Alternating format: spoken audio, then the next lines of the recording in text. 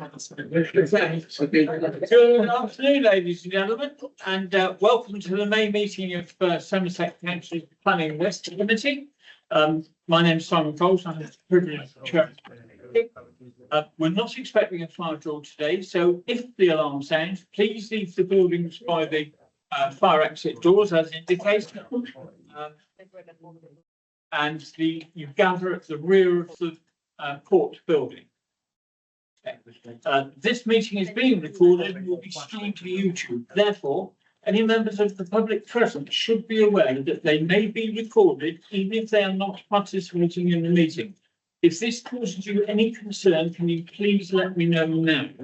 I will make sure that we take appropriate steps. Okay, I'm not seeing any. Okay. In that case, we'll move on to the agenda itself. We'll go for item 1, apologies. Are you aware of any apologies? Thank you, Chair. No apologies. So, Apologies. Okay, thank you. Ross Henry's apologies. Why? Okay. Right. Item 2 on our agenda, which is minutes from the special meeting of the 18th of March and the previous meeting on the 15th of April. Can I see a proposal to that? To recommend a second, please. Thank you, Will. And I will then sign those as a true. Thank you. Okay, item 3, declarations of interest. Are there any declarations of interest? Good. Sorry, we've got no mics today. They're all on they're all on the Bridgewater. okay. I think we're meant to declare if we know people who have got an application, or we may know who may be speaking. I imagine most of us know a councillor later on. I have to say, I know a speaker, but yes, I'm making an assumption. I think most of us know that the councillor's wife has an application in, which is why it's come to committee, quite rightly. And most of us will recognise Ian, of course, who's more than welcome. He's going to speak on an application today. So can I take it that we're declaring, Rosemary, you have a further declaration? I'm going to, I've not long spoke to Andy, who put the number 9. I've got that. Right. What? Which is the one. This is the avenue, yeah. Yeah. No, it's a church. Oh, the avenue one. The avenue? Is the same one as everything else. Yeah. Right. That's a different applicant to the shop. It's quite. Yeah. Yes. No, in had as well. Yeah. Absolutely. But sorry, I sort of assume we all knew that. Somebody. Yeah. Okay, maybe not. Okay, right. Well, the avenue different applicants in their partners. And so the partner or wife of the councillor is the owner of the avenue, and the sorry, then the other way around. My apologies, the other way. Yeah. The councillor owns the avenue. Okay. Yes. Okay. Okay. So that should satisfy everything with that. Okay. Right. There's a slide. Okay. In next case, we will move on to public question time, and today we have 2 public questions. The first one of which is from Mr. Mike Davis. Mr. Davis, I understand you're online. Good afternoon to you. Good afternoon to you, and welcome to the committee. To read out your questions. Okay, thank you. Councillors, I am not a developer by trade, but I've had to deal with the planning department on 5 projects over the last 3 years. 15 years ago, I had multiple dealings with planning on projects, which was a lot less painful than now and within statutory time limits. The level of response now is not acceptable. The council is not meeting its statutory requirements and seems incapable of communicating beyond demanding pre-application monies but then not actually providing pre-application advice, specifically Wivy pool application, which I give the number for. No response from pre-app, planning app submitted, and conservation officer has not yet commented, and it should be approved next Monday. If we do not get permission delivered within time, we will not be able to access funding for this year. It is a community pool. The planning application at Railway Street in Taunton took 6 weeks to put on the system because we couldn't give you the right amount of money and nobody responded. We're now in month 9 after registration. Since I've kicked off, we've had some responses from the officers and they've asked to extend to the end of June, so I won't make any more comments, but I have no doubt that we'll be coming back to you. I've tried to look at this problem, and I think solving your problems are quite simple. Everybody tells me there aren't enough town planners in the country. There aren't going to be more town planners in the future. But you need to stick to your statutory requirements of 8 and 13 weeks for approval of schemes. So why don't you just accept or reject approvals at those points? And I'd also suggest that for 3 months, every officer works in the office, not at home, gets overtime to get back in control of applications that should have been decided. Until the department is running properly, officers must not make subjective decisions. Is this application allowable under law or not? I will allow it if you change the shape of a window or colour of windows. I'm still awaiting the promised meeting with Alison Baum-Cooper over how I was treated on a barn conversion in Hulse, which we completed last year. Imagine my fury when, after multiple battles with officers, some of whom had not read the plans properly or even looked at the site on Google Earth, when the last one who appeared agreed an extension design on site and then refused permission unless windows were taken out, claiming the conservation officer didn't like them. The conservation officer had already agreed the design verbally. His parting comment was, if it were up to me, I would not have allowed the barn conversion at all. He was one of your many contractors, completely unprofessional and an abuse of authority. Chris Hall has answered my next point. I know being a councillor is hard and I respect all your commitment to public service, but I humbly suggest that you need to take control of the planning department by putting in some very clear measures, reviewed daily or weekly, and get back in control. Otherwise, the revolving door in the department will continue and developers will not invest as much as you could get in Somerset. And finally, can anyone tell me how you measure the productivity of a planning officer? Because nobody's been able to tell me to date. Okay, thank you very much for your question. You will, of course, receive a full written response. In the interim, I'm going to turn to our planning lead, Gary Collins, to answer your other queries at the meeting. So, Gary. Yes, so thank you, Chair. Thank you, Mr. Davis, for your questions. Unless a response to quite all the individual cases referred to, I'll focus on the overarching thing, the important issue you mentioned about the overall approach to the service and productivity. So just for the committee's benefit as well, the important issue is that the planning service is aware of the issues raised by the question and the cases.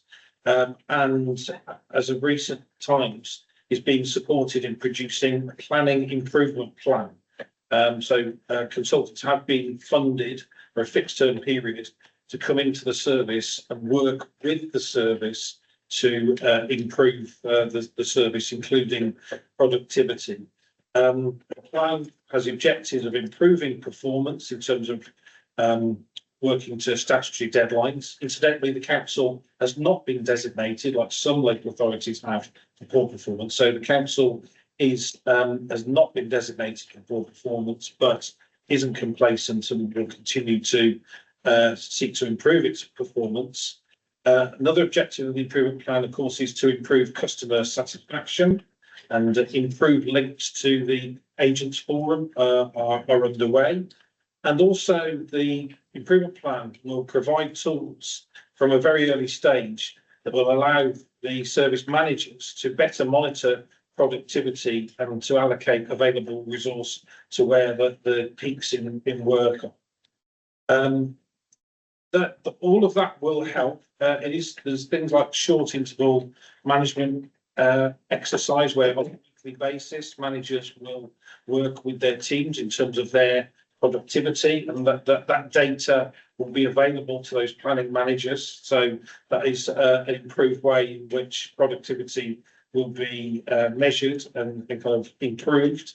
But to be honest with everybody in the meeting, in order to make that step change in performance, further major investment would be required, though, and this is particularly in the form of a single IT system in order to pick things up. Because at the moment, the council's planning service is reliant upon the legacy IT systems, of which there are 6, I believe, so 5 for the original districts, including West Somerset, and also the county one as well for waste and minerals matters. So until that then becomes a single IT system, there will be some inbuilt inefficiencies to the service, I'm afraid.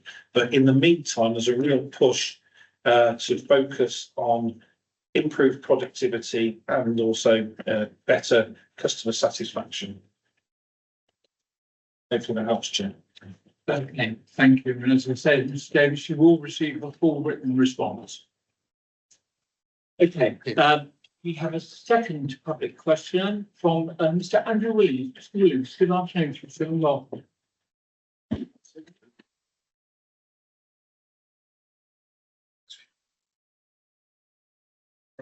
Chairs, it's all the same. And just a previous question. My name is Andrew Williams. I'm the clerk, preached at Michael Parish Council. On the 4th of March, I wrote on behalf of Preached at Michael Parish Council to a senior planning officer for the Somerset Planning West team, raising a number of issues about the planning processes around application 14-23002 and the planning inspectorate appeal decision associated with that application. On the 10th of March 2025, I wrote on behalf of Preached at Michael Parish Council to Alison Blond Cooper, the Chief Planning Officer for Somerset Council, about our concerns about the planning processes around application reference 14-2300016 SCO. On the 9th of April 2025, together with the clerk of West Monkton Parish Council, we wrote on behalf of our parish councils to the lead member for economic development, planning and assets to express a number of concerns relating to the progress of the significant planning application 14-2100047. These 3 letters were written to share our concerns about the management of the planning processes by the Planning West team and the impact that the potential mismanagement of these applications could have on our parishes.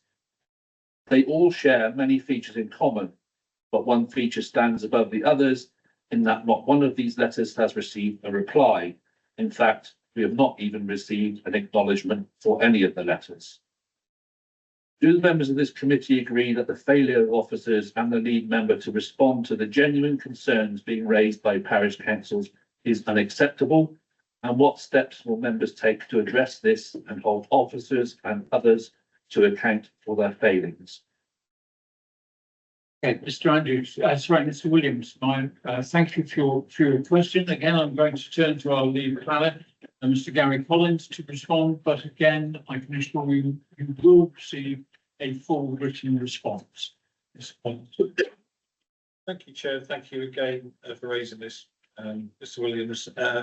Yes, in terms of the dates of the correspondence, can only apologise for the delay in providing response in response to those 3 separate bits of correspondence.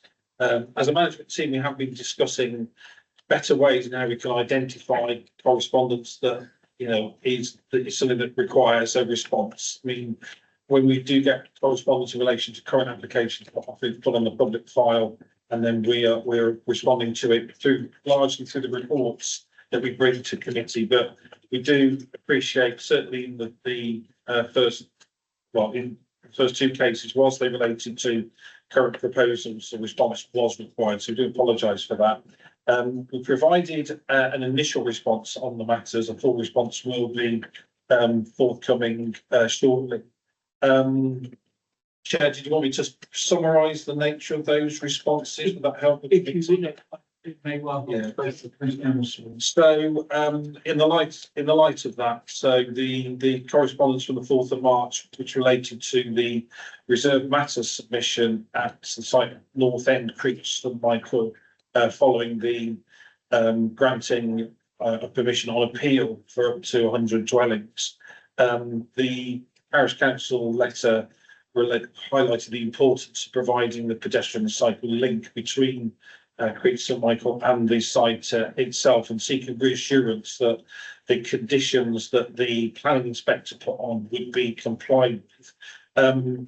The response will confirm that yes, those conditions will be complied with. They're a key part of the outline planning permission that doesn't get replaced by any reserve matters approval. It's the reserve matters just fill in the detail of the outline permission, so they will be complied with.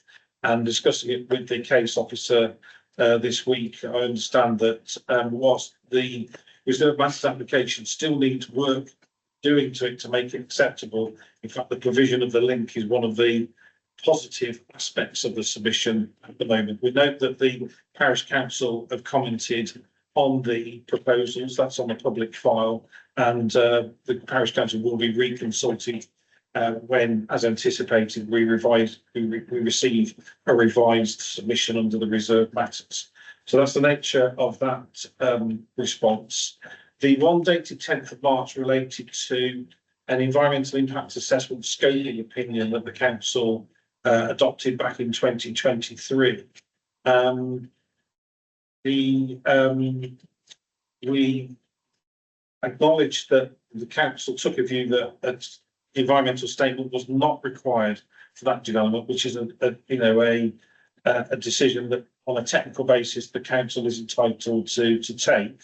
It's not possible to reconsider or reverse that specific decision. However, there is a new screening opinion being sought by the promoters of the solar farm, which is the subject of the screening opinion. That is being in the process of being issued in the next week or two, and it will be made taking into account the views of the parish council and other interested parties.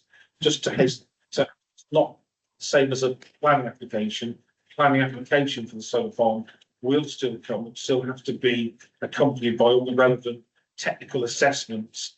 This is a matter of whether those technical assessments have to come in the form of an environmental impact assessment. And so the council is still to issue that decision in the next couple of weeks. The final issue relates to the delays or the ongoing time taken to determine significant planning application at Monkton Heath. This is a matter that the committee will be aware of. The committee last received an update report on this back in November last year, and included a link to that report in the response. And also understand there have been regular meetings with the parish councils about this. The last one, I think, was at the end of last year, so probably due an update one now that we're in almost out of May. So this has been flagged to the case officer there. So a response is being put together for the cabinet member to consider and to submit. So they will be responded to, but apologies for the delay in doing so. You know, we are now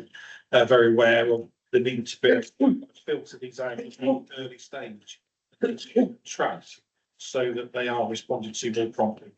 Thank you for that. And can you just confirm for everybody present that a full written response will be forthcoming as soon as this practice? They will on the three second ones for those three matters. Thanks. Okay, thank you very much indeed for your question, Mr. Williams. And I hope that when you get the full responses, that they are an appropriate response. I can assure you we will be back if we don't. Thank you for your attendance, Mr. Williams. Okay, moving on to our planning applications proper. Item 5 in our agenda, the application is 339 24-013, and it's the land to the west of Willerton off Priest Street, Willerton, and presenting officer is Alex Gillick. So Alex, when you're ready. Just a thought, is it possible to turn the spotlight off over the screen? They, well, Go and give it a go, and see if it's around. I thought it every time, but thought Yeah. I'd better say it behind the beginning this time. It might go dark, if they won't have the quality. Moonlight. That's moonlight. Sorry, the voice, yeah. That is better. Thank you. That's better. No. We can pay for this? Yeah. Yeah, that's perfect. Thank you. Thank you, Josh. Set the balls out. Somebody falls over, it's too dark. Yeah. Thank you very much, Chair. I'm Alex Day, Case Officer for this particular application, which is 3/39/24/013. It's reserved matches application, shortened the title for residential development. You'll see why second, land to the west of Willerton. So this is a red line of the site. Then you have the main body of it to the west, and then some connection points across to Willerton, which is on margin hiding behind. There you go. The application was received outline permission back in November 2021 for up to 350 dwellings with a mixture of different 1,000 square meters of Class C uses, so offices, retail, distribution, and light industrial. Vehicular access to the south on Priest Street, and although that was reserved matters, the broad location for that access was effectively approved for housing stage.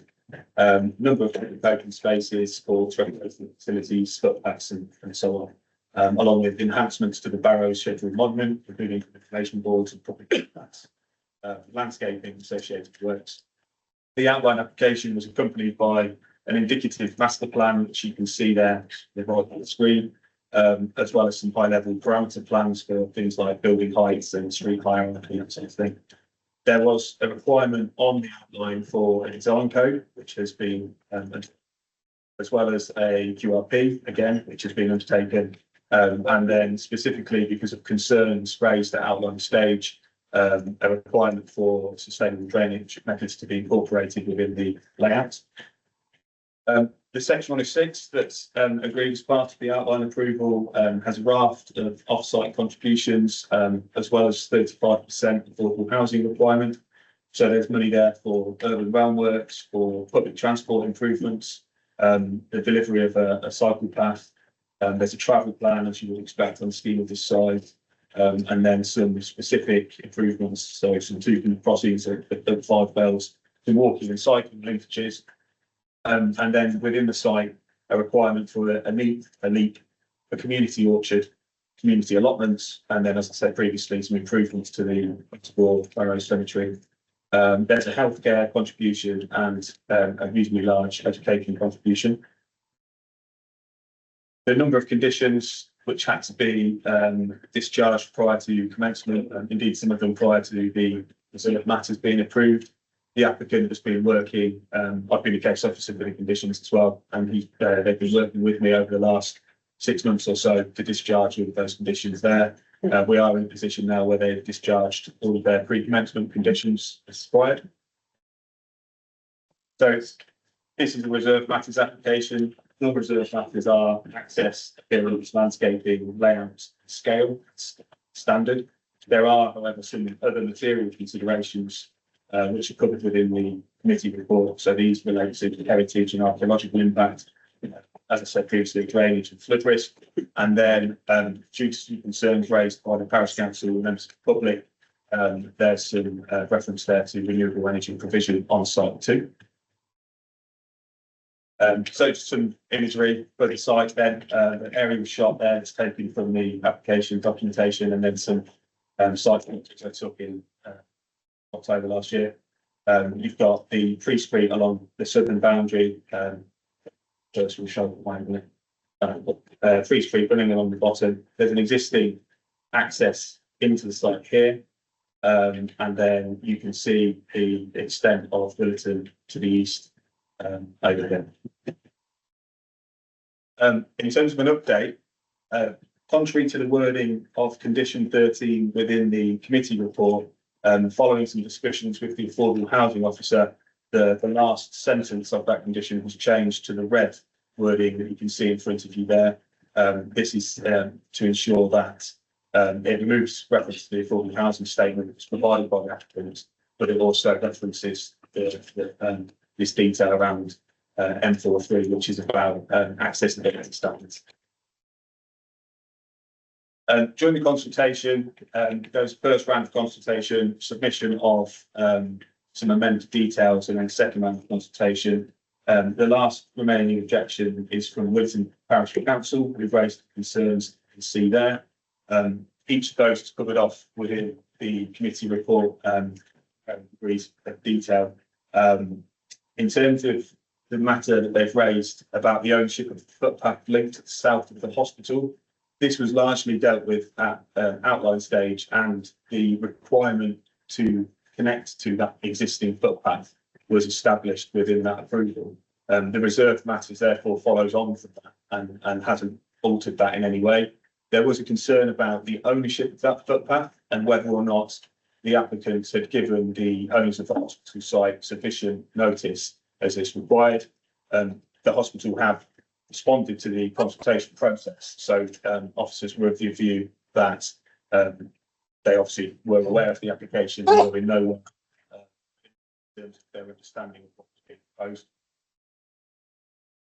In total, there were 13 objections from local people raising the details that you can see there on the screen. Again, these are covered off within the committee report in full, but suffice to say that we felt that none of the concerns raised were sufficient to warrant any either amended plans or documentation, or indeed the refusal of the reserved matter application. Alongside the public consultation, the applicant went through 2 rounds of the QRP process. So there was an initial pre-submission discussion followed by another session in October. So following that session and the first round of consultation, as I say, a suite of amended documents and additional information has been provided. It's fair to say, in my experience, the applicant has worked very proactively to engage on the different points that have been raised and come up with a scheme which I'm happy to recommend approval for. In terms of some of the details of the application, this slide shows the street hierarchy. I won't try and describe what those colours are for the different types of road. It's beyond me. Most of them seem to be pink, but there is a central spine road that runs north-south. You can see it within the middle of the development, leading to a northern square. There are then some minor distribution roads leading off that into the different areas of residential development.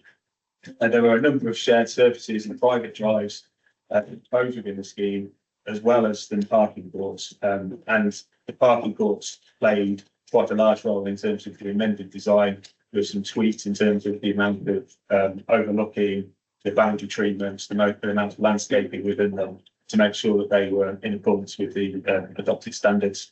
And then, as I say, there are some footpath and cycle links around the site and towards to Bulletin to the east. It's worth saying that it is not the intention to change the footpaths that already exist in Wilton to footway cycle paths, because there isn't sufficient space to make that improvement. So there is instead a network of footway cycleways for people to make use of around the site, and then connecting down onto Priest Street as well. Some details here about the landscaping proposals. So the image on the left-hand side is the northwest corner and shows a good indication of the sort of boundary planting that's been proposed. So really good areas of open space and new trees, as well as existing hedgerows being retained and managed. This will help soften the impact of the scheme when seen from agricultural areas to the west and to the north. The image on the right-hand side, sorry, is the neighbourhood equipped area of play, and also an open space which links to that northern square feature. You'll note just to the west of the knee, there is a red rectangle. That's difficult to say. That's to be removed. And although obviously we look to try and retain hedgerows where possible on these sorts of schemes, in this instance, it was considered important that the need was overlooked by a number of the residential properties. And partly that was to overcome concerns raised by the landscape officer and the police as well. The second set of landscaping areas. This is on the left-hand side, the southwest corner. Again, you can see the boundary planting. This is more of a kind of meadowland proposal. I think will add a real nice feature on people's as they come towards Williton from the west. You can also see the access there. So either side of the access, as you come into the development, will be, I think, quite a verdant space. There's a balancing pond on the right-hand side, although of course, for most of the year that won't be filled with it, but we'll have wetland planting and so on. On the right-hand side, you have kind of the local equipped area of play, and then a kind of central band of open space that's provided. It can't really sit particularly well on this plan, unfortunately, but just here is the central spine road. And you can see to the right-hand side of it, there is a SUDS feature. That SUDS feature goes along its entire length effectively, and is, I think, aesthetically pleasing, but also provides a very important drainage facility in terms of what's required for the site. There are 4 character areas proposed. The right-hand image is a 3D image of that southwest corner that I showed previously. So you can see the meadow planting being proposed in that area, as well as the mowed walkways and the pathway. The rural edges are situated along the peripheries of the site and face outwards into the countryside. They have a mixture of different materials. All of the dwellings on the site are 2-storey, which is a requirement of the outline approval. And the idea of the rural edge is it's to have low density housing that provides that green swathe bordering the site and surrounding it. Character area are the key open spaces. So these print onto, as the name suggests, key open spaces, and particularly that central spine. They are more informal in character and lower density than some of the other residential areas. They have a direct relationship and overlook public areas in a way that is very important in terms of security and surveillance. Again, a 2-storey only, mixture of detached and semi-detached properties. And one of the benefits of the proposals in terms of that central spine is it is punctuated by a number of these squares and green areas, which we think will lessen the kind of urbanising nature of the development and help it fit in with the kind of the rural hinterland that the site sits within. Third one is the central spine. Again, it's running south to north through the site. It's obviously mostly residential, although there is an area to the southeast of the wider site that is set aside for commercial uses. The subsequent reserve matters application will come forward for that in due course. There's some details there on the left-hand side. You can go through again. The spine is punctuated by a series of squares and greens. I think one of the things I liked about the landscaping proposals and the landscaping officer was pleased to see was the amount of spring bulbs proposed within particularly within the spine road feature. And we think that anything like that can soften the impact of the new residential development is to be applauded. And then finally, the kind of remainder of the site, which is to secondary streets. As you can see from the image on the right-hand side, this is the more formalised areas of residential development. So you've got some detached houses and semi-detached, and also terraces. I think the image there gives a good indication of how that is intended to be mixed in. And then you've got parking courts and shared spaces as well as private drives. All of the parking courts have been looked at and reviewed following the QRP and the first round of consultations. So you've got within each of them a number of dwellings proposed within the kind of centralised block, if you like, which will provide active surveillance to parking areas, but also there's landscaping and a change of materials from the private drives and the shared surfaces, so it looks and feels like a more informal place than otherwise might be the case. This is the master plan on the right hand side. I did consider turning this round to see if I could get it slightly bigger. Apologies, it's still quite small. As I say, in terms of overall dynamics, you've got central spine, lots of open space, lots of sustainable drainage in the form of balancing ponds, subs along this wine road and others. Lots of public open space to meet the requirements of the outline approval and the site allocation as well. There's really good cycling footway routes around the site within it, and also good connectivity into Willerton. Appreciating, of course, the concerns that have been raised by members of the public and the parish council. There's 350 dwellings, which is as per the site application, and a good level of affordable housing provision as well. So following consideration of the application, particularly in terms of the amended plans and documents that have been submitted, the recommendation is that it's granted subject to the conditions that are listed in Appendix 1 of the committee report. And then just to a discussion, the material planning considerations there on the screen. So the outline planning commission has established the principle for broad layout parameters and the principal access points. Section 106 provides contributions to a whole host of community infrastructure to support the delivery of the housing, including roads, public transport, health and education. The reserve matters are those listed there, and the other material considerations as far as the officers are concerned are listed at the bottom. Happy to take any questions.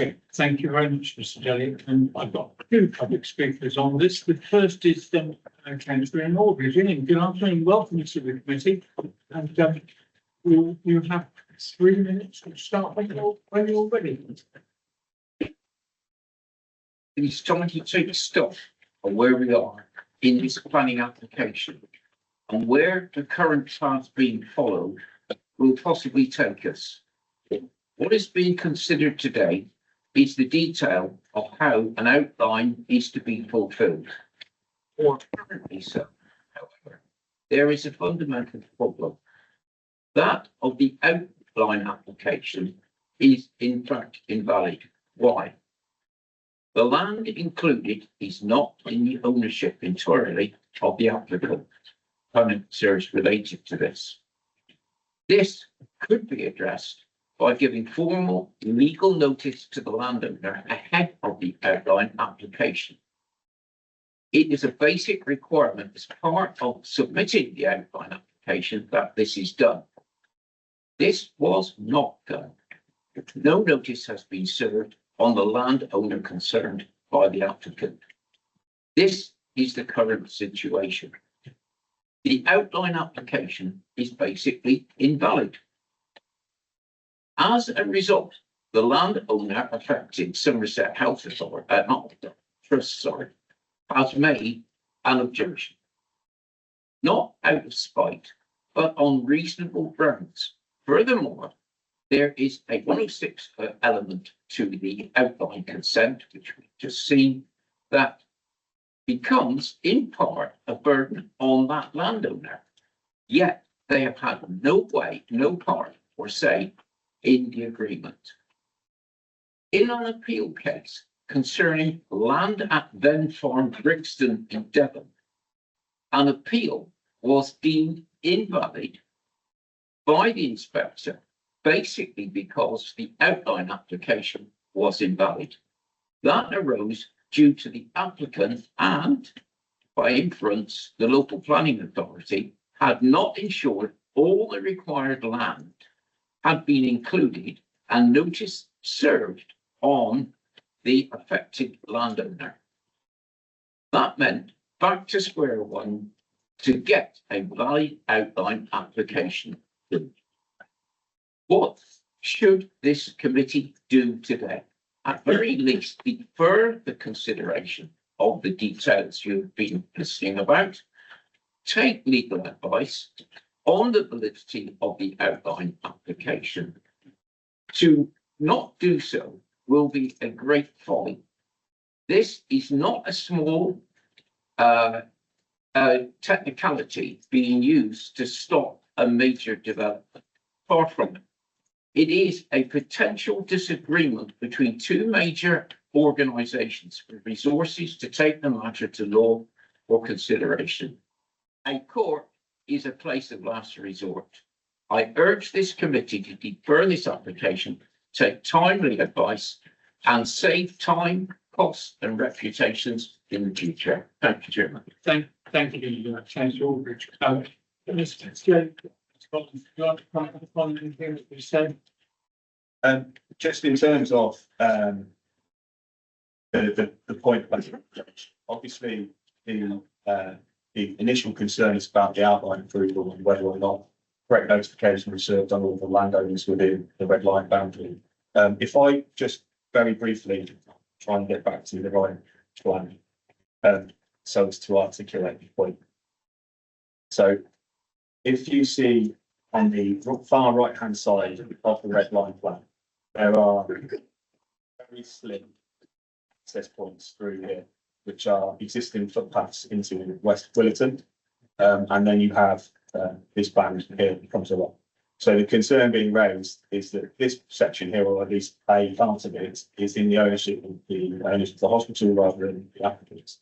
The reality is notification is to ensure that in planning, anybody can submit an application on anybody's land, as long as they provide them with notification and that person is given the opportunity to respond to the application that's come in. The hospital owners have responded both to the outline application and to subsequent reserved matters application. So in terms of the principle and the notion of that notification, it has actually been adhered to in terms of the processing of both of the applications.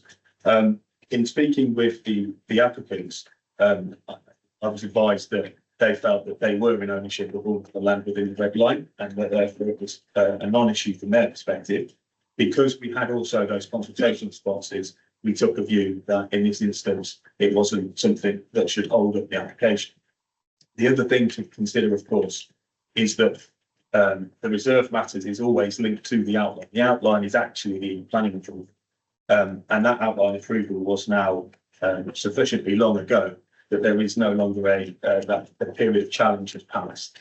So in terms of risks to the council of decision making, take the view that it's a very, very low risk view. Thank you for that.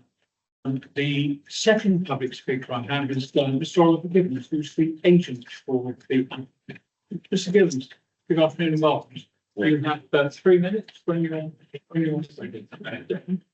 Good afternoon, Chair, members. Thank you for the opportunity to speak today. My name is Oliver Gibbons. I'm a Chartered Town Planner speaking on behalf of Global Homes in support of this reserve matters application for a residential development of 350 homes to the west of Willerton on an allocated site within the West Somerset local plan. This application follows outline approval granted by this committee in 2021 and has been submitted following the completion of a Section 106 legal agreement earlier in 2024. The reserve matters application seeks approval for access, appearance, landscaping and scale to submit alongside related applications for discharge conditions attached to the outline consent. The developer proposes 350 new dwellings of various types and sizes to respond to local housing needs. Notably, over 44% of these homes are designated as affordable housing, significantly exceeding the local plan minimum requirements of 35% and meeting a strategic objective of the council to improve affordability of housing in the area. This is a key strategic housing site that will make a vital contribution towards meeting the council's housing requirements, which, as the members are aware, have increased significantly since December 2024. Since validation in July 24, we've worked closely with our officers to shape a high-quality, landscape-led scheme. The design incorporates a clear hierarchy of character areas and a main square, all contributing to a strong and legible public realm. The landscape strategy provides extensive green infrastructure, neighbourhood and local play areas, informal recreational spaces, community allotments, and formal squares, together with sustainable urban drainage systems. The layout is designed to promote active travel with the pedestrian and cycle routes throughout the site, as well as around its perimeter. 3 connections linked directly to Willerton Local Service Centre, supporting walkability, helping reduce car dependency. The Quality Review Panel reviewed the scheme in October 2024 and supported the approach, noting significant improvements to the Spine Road key connection to integrate with Willerton and redesign the public square. The panel recommended further enhancements, including increasing the size of the main square, reconfiguring the parking floors, and refining the design of certain housing types. All of these recommendations were incorporated into the revised submission in February 2025. I just want to respond to a limited number of objections. As detailed in the officer report, comments from the Somerset Foundation Trust relate to connections that were secured at outline stage and rely on the existing public right of way, so aren't relevant to this application. Meanwhile, drainage matters by the LLFA are addressed through submitted discharge applications, and again are not relevant to this application. It's disappointing to see the parish council maintains an objection despite these matters thoroughly being addressed in the officer report. We disagree with the technical basis for their objections. For example, they say too much affordable housing is being provided. However, the local plan states a minimum 35% and should be provided so the scheme meets the policy. In summary, this application presents a sustainable, high-quality development where there's much needed housing, respects the rural character of Bulletin, and supports the wider community and policy objectives. I respectfully ask that officers support officers' recommendation and approve this reserve matters application. Thank you, Chair. Thank you. Yes, could you just come back on anything first, based on the conversations with the councillors. The first councillor, Catherine School, followed by Rosie, please. Right, thank you, Mr. Chairman. Just to clear up this little legal question, if we can.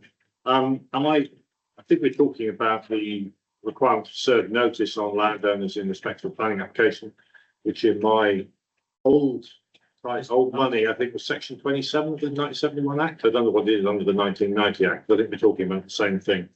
The planning officer is of the view that since the health authority is engaged with the matter and following the passage of time, then the matter is more or less effectively moot. It doesn't work anymore. I would like the solicitor to just pass an opinion on it, so I can be absolutely certain. Solicitor to do that very thing. And I've got a couple of other points, if I may. Okay, yeah, of course. Yes, thank you very much. Good afternoon, members. Yes, what the planning officer has said is rightly correct. At the time the application was made, and the other party or the other was put a notice that obligation to do so was met, and that sufficed. With regards to, because I noticed there was mention of planning obligation. When it comes to the drafting of the section 106, if that has not already taken place, part of the requirement is to provide title deeds. And the title, including title entries obtained from Her Majesty Local Land Registry, and the title plan will be required from the applicant. And until they prove that they owned the entire extent of the land where the obligation applies, they will not be able to complete the planning obligation and therefore won't get the planning consent. But that has nothing to do with the committee at this point in time, and I can confirm that the officer is rightly correct. Okay, that's very helpful. Thank you very much. You are. Yeah, just a couple of small points. This is on the back of an outline application for up to 350 dwellings. The detailed application still talks about up to 350. Is it 350, 349? I mean, I think that's just a small point, but clearly the number needs to be exact, just so that everybody is on the same page, as it were. And the second thing that's quite bothered me really is on page 51 of the report, and this is the dismissal of photovoltaic panels. And I think this is the developer's explanation for not wanting to install them. He says they're technically feasible for all buildings with suitable roof. However, for the following reasons, PV is not considered to be viable for this site. Poor design and installation. I hope that's not a comment on how the houses are going to be built. Poor design and installation can lead to lower than expected yields. Actually, the success or not of a photovoltaic cell or a panel is actually dependent on the orientation, which is a function of the design of the development. So if you design it one way, you can almost talk yourself out of that particular obligation. It's on to talk about installation restricted to favourable orientations. Again, this is a design question. You could design synthetically if you wanted to. feed-in tariff is no longer offered. Well, I think we all know that, so I don't see that's necessarily a reason for not pursuing it. Safe access must be considered for maintenance and service checks. Well, does that not apply to new roofs, new guttering anyway? I mean, I think that seems a bit specious, to be honest. Inverters may require replacing on average every 7 years. I mean, this is a litany of reasons why nobody would ever put up photovoltaic panels on a roof, which I find is a little bit over the top, to be honest. It then finally says that there's visual impact may be a concern. Well, if you remember, we objected, this committee, under the guise of Somerset Western Taunton, I think, objected to a large solar farm not too far away, which the inspector dismissed the concerns about visual impact on the national park and the national landscape. So I think that's not. So I'm disappointed with that. But I'll leave to that one. Thank you. Okay, thank you. Rosemary, we're next on our list. Yeah, I am having difficulty hearing, so I hope I don't go over anything twice.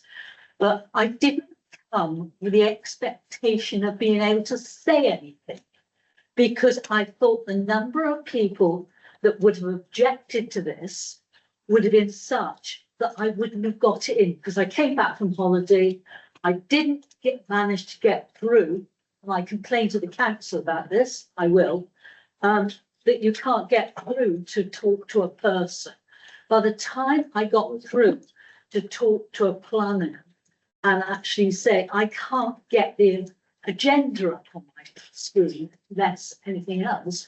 So I was behind. I assumed that all the public places will have been taken.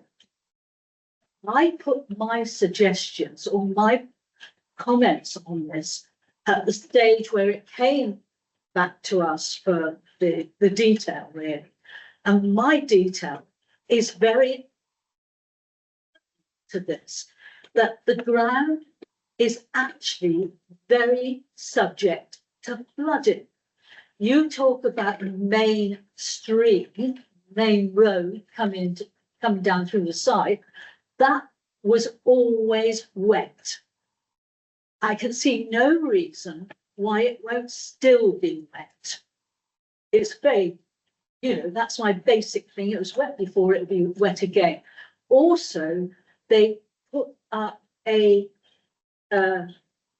on the plan that I looked at, the actual water was being caught just before the A39, and then the only place it could go is the A39, which is the very place we don't want the water. And the land opposite on the A39 had always been used to catch the flooding. So what you're doing is putting a pond, if you like, you're showing us a pond there somewhere, pond just above the main road into West Somerset.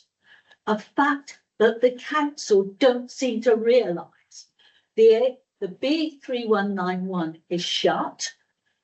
If the B1319 is shut, the only alternative is to keep to the A39.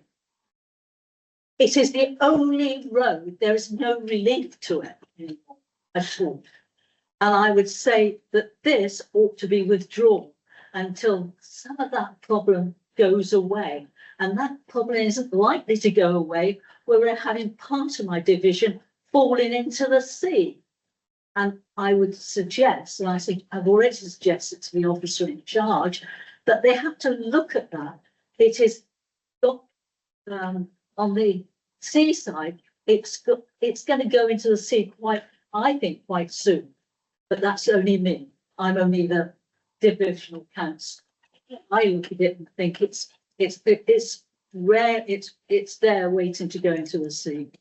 So this whole thing actually upsets any relief we have the A39. And I have put in the original comments, I put in the flood risk because of the way they put the actual pond that's going to relieve the land. But it only relieves the land if it goes across the A39. So this whole thing raises a lot of issues. And I put that on my submission earlier. I mean, the fact that, you know, coming out from Minehead, that I think they've moved some of the insects so we can get in easier. But once you can't get into that site and it's wet, you've had it, I'm afraid. Most of my worries is the water, the flood risk on that land.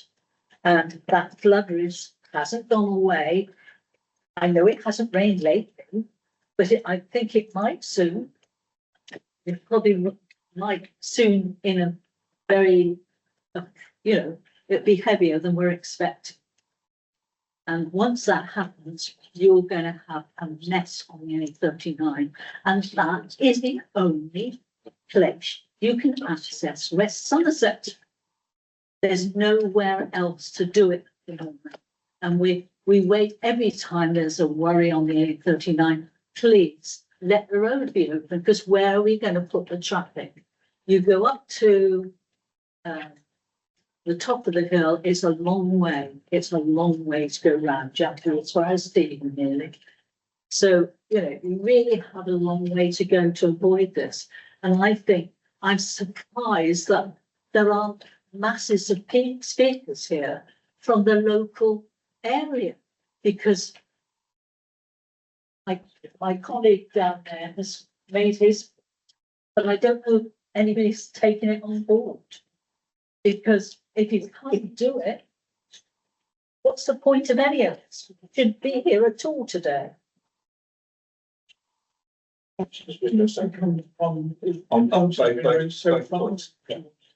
would like to, if that's okay. Yes, I think it's worthwhile. I'll do it in reverse order if you don't. Yeah, Of course, so I'll start with flooding. There's a few different things to say. In terms of what the proposals provide for, yes, there is balancing pond immediately next to the A39. But there are also other features within the site that have a similar function. So if you look at the screen there, so you can see the balancing pond here. You can also see there are balancing ponds in this area here. And again, in the northern section here. And then all the way along that central spine on the right-hand side there is are like drainage ditches, effectively, a sustainable urban drainage system. So I absolutely appreciate the concern that you raised. This scheme and the outline that preceded it was subject to consultation with, from a plan perspective, the experts in terms of drainage. So that's the local league, flood authority, the water board, environment. At both stages, they've signed off on the application. So at outline stage, they required a couple of conditions to be placed on the outline approval. That required the submission of details related to surface water flooding and drainage systems across the site. On both counts, the applicants have discharged those conditions by submitting information that the local lead flood authority, water board and the environment have found to be acceptable. So and then again, at a stage when there's more detail about the exact layout that's being proposed, again, they're consulted, and again, they've raised some points which in the first round of consultation, they did raise some points about that drainage system along the spine road and exactly how that will work. The applicants provided some additional information, which was able to overcome the concerns that were raised. Subsequent to that, there is then another condition later to preserve matter stage for some final detail. Suffice to say that a scheme like this in this sort of location, particularly if there is a history of surface water flooding or indeed fluvial flooding or flooding of any kind, it has to go through quite a lot of detail in order to get those statutory consultees to sign off on it. So the fact that they have should give members, I think, a lot of reassurance that the scheme is not just going to be washing its own face in terms of drainage, but actually more likely it's going to create a betterment to the status quo. So it should, post delivery of this scheme, the flooding that is experienced in the area is actually lessened as a result of the scheme rather than worsened by it. And that's why they've got no objections to the proposals. Just going back to the previous council, if you don't mind. In terms of the Section 106 obligation, Section 106 has been signed. I think one of the concerns raised was that the owners of the hospital, as theoretically landowners, would be obliged to deliver whatever Section 106 obligations. because section 106 has been finalised, I can say with certainty, they are not obliged to do anything. It is only the applicants that are obliged to deliver any of the either financial contributions or off-site contributions. It is 350 homes. Apologies, that's my mistake in terms of the presentation. And in terms of the PV panel point, I think this was raised also by the parish council and by a number of members of the public. There is a condition attached, condition 6, which effectively says, notwithstanding what's been submitted with the application, i.e. those passages you read out at the beginning of the committee report, we will require the applicants to submit further information about the exact types of renewable energy they're going to provide. I say this, I'm not saying that that definitely means there'll be solar panels. I think there's a recognition that they needed to do more and provide more information. So that condition is going to require that information to be provided before the scheme can be completed. Okay, I'm going to allow Rosemary to speak first. Oh, yes. And then I'll come back to you. Rosemary, did you want to come back on anything you've said? What do I say? Well- I think you're just getting sloshing around if you build this as text state. I think that sums up what I want to say. Not very well, but. Thank you. Yeah, thank you. I thought the extra work revolved around the heat pumps, but if there is going to be wider scope, then I think that's pretty welcome. Thank you. Okay, I'm going to go back to my list of councillors, and the next one on my list was Habib, followed by Andy, and then Dave, and then Nicola Donald, and Carol Rose. So Habib first, please. Thank you, Mr. Chairman. In light of the large public open space and play area, which I commend, once completed, who is starting to take ownership of maintaining it? Will it be managed by a company? On a company or would there be instead of parish council or anything else? But that's my first question. The second question is actually, is there a policy framework or stakeholders priority in the geographical context and in terms of contribution towards healthcare and education? Is there a sort of ratio? Maybe a little bit long-winded, but I mean, is there a ratio? Because I look at the contribution towards healthcare, and that's a fraction of the contribution towards education. And I think healthcare is, to me, is important. So I need clarification if I'm. Okay, in terms of the open space, so the intention within the section 6, as I understand it, is that there's a management company set up. Within the wording of the section 6, it will detail the structure of that management company and how it is ratified, who has involvement within it. You would forgive me, I wasn't involved at outline stage, so it's not something I've focused on, but it will be detailed within the section 106. In terms of how the money is spent and calculated, frankly, in terms of education and health, I agree. I think for me, highways, health and education are kind of the pillars of any visit. In this case, there'll be a multiplier that's applied to the number of houses by the CCG. And they will say, if there's X number of 3-bedroom houses, we want this contribution, X number of 4-bed, this contribution, and that's how it's arrived at. And the same is true for the education, because there are different facets of the education contribution in terms of early years, primary, etc. It often is a larger number. We are, of course, reliant on the responses we get from those constituencies at that stage. But I have to say, obviously, that was a matter that was the outline stage, and it's not something that has formed part of this matters proposal. Next, we move on to. Thank you, Chair. My comments revolve around the affordable housing. We've always had a policy trying to disperse affordable housing throughout the estates and whatever. And looking at the plan, yes, I think they've tried to disperse the housing, but they've dispersed the housing in quite large blocks. So instead of having what normally happens in a large estate, you've got one corner that's got big amounts of affordable housing in it. You've now got several big areas with lots of affordable housing. I just think it could have been dispersed a lot easier and a lot better, but that's me as a personal choice. The other thing is you mentioned something on your presentation about affordable housing. You put it on the screen, and I didn't quite understand what that was. I just wish could you just go through that again just to explain what you were saying on that? The policy requirement in West Somerset is 35%. I understand the 35%, yeah, and I know they are delivering more, which I actually find commendable. Yeah. But I just wish they were a bit more scattered. Okay, so in terms of the way in which the affordable housing is dispersed across the site, I mean, when I started my career, the word was pepper potting, Yeah. that they like to use, but it seems to have fallen out a little bit. But the idea then that you would have individual units dotted around, the problem with, as I understand it, not housing officer, the problem with that approach was, from a management perspective, it became slightly cumbersome. Because rather than going to a block of say 3 or 4, you were going to one, then another one over there, and it made life more difficult. So over time, that's kind of gone towards where we are, and this scheme is a good example where you've got quite a few dots of 3 or 4 houses in a block, which makes it more manageable for the registered social landlords to take them on, and it's kind of a requirement from them that it's gone to that stage.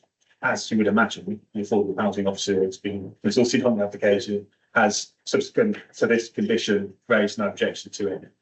So on that point, the wording within the committee report, the last sentence is not that red wording there. It referred to a document that was submitted by the applicant. That was a mistake on my part. I misunderstood the consultation response. Subsequent to the publishing of the agenda, I spoke with the housing office, and they advised that we moved reference to that affordable housing statement addendum, and instead referenced a requirement to point out which plots were M43 adapted units. So that's about accessibility standards from a building perspective. So what we would get when the applicants discharge this condition is another layout plan showing where the adaptable units are going to be within the site of those affordable housing. In terms of the difference between 35 and 44 that's being proposed in terms of percentages. As an authority, we can require 35. The fact that they've come with 44 in some circumstances might be seen to be, I guess, a negative. In this instance, I don't think it is in the affordable housing. I mean, I actually agree with you. I was quite in favour of 44 rather than 39. I've always advocated affordable housing, and the pepper potting was there to try and stop any to encourage social integration. Yeah. To stop any stigmatism or anything else that goes along with renting or social housing. So that's why I'm in favour of that. Because if nobody knows, nobody knows. This why should they know? But yeah, if there's no objection, I can't really find out.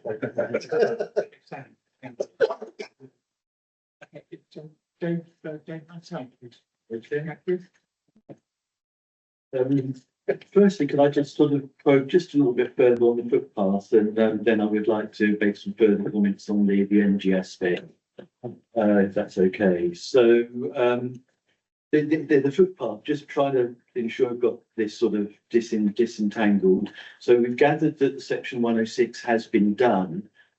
We were also advised earlier that section 106 would also clarify the ownership.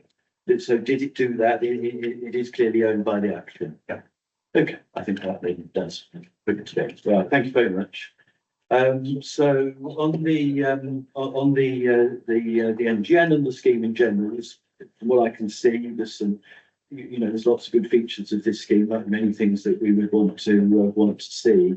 But I have found, as Will's mentioned, the energy aspects disappointing, and I feel they can be better. And I've got some suggestions for how I think they should be. I would just refer again to initially those comments in the energy statement on solar PV panels. I mean, they're just wrong. And it does suggest someone who's got some weird prejudice against solar panels. As another example, it's got restricted to favourable orientations. Well, the favourable orientations are basically east, west and south. So it's most orientations, and you do even see them orientated on the north. That is unusual, normally it's balancing something else. But to try and make an issue of that is just nonsense. There's yes, the feed-in tariff, as everybody knows, is long gone, but the residents will benefit from the use of the solar electricity, and they can also benefit from the smart export guarantee, which replaced the feed-in tariff for whatever reason they didn't note it mentioned that. Inverters, well, again, it seems to be someone who wants to install solar PV with poor design and installation, as they mentioned earlier, because inverters will last way longer than that. I have a lot of experience of this. We put PV panels on our house now 16 years ago. It's still the same inverter, and I've been involved in many schemes since then.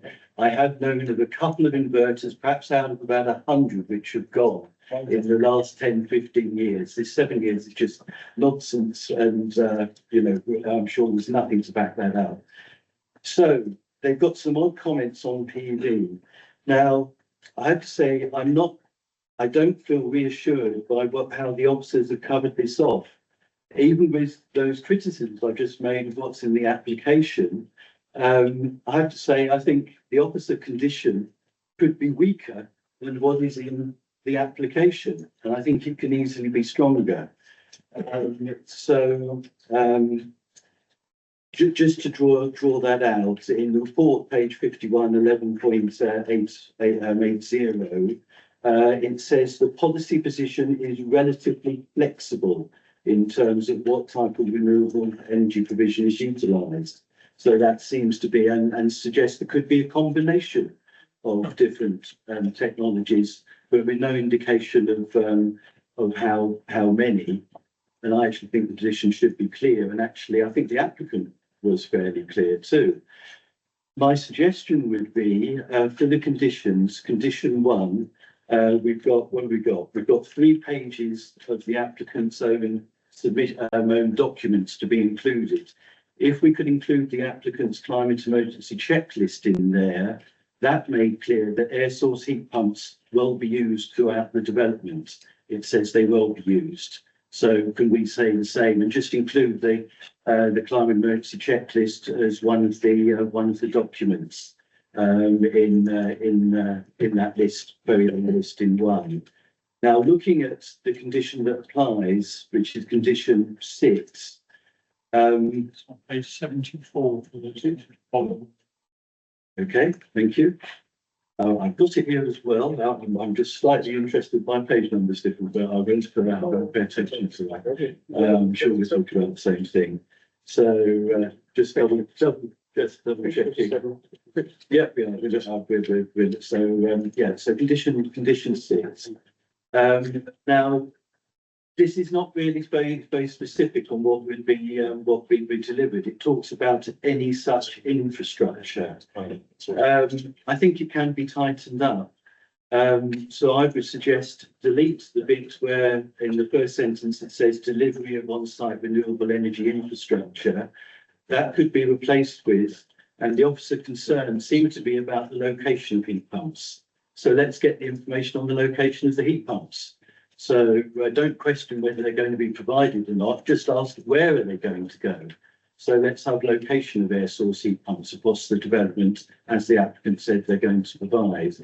Now, the other thing which I think they should do is include solar panels. They've given us no reason not to include them.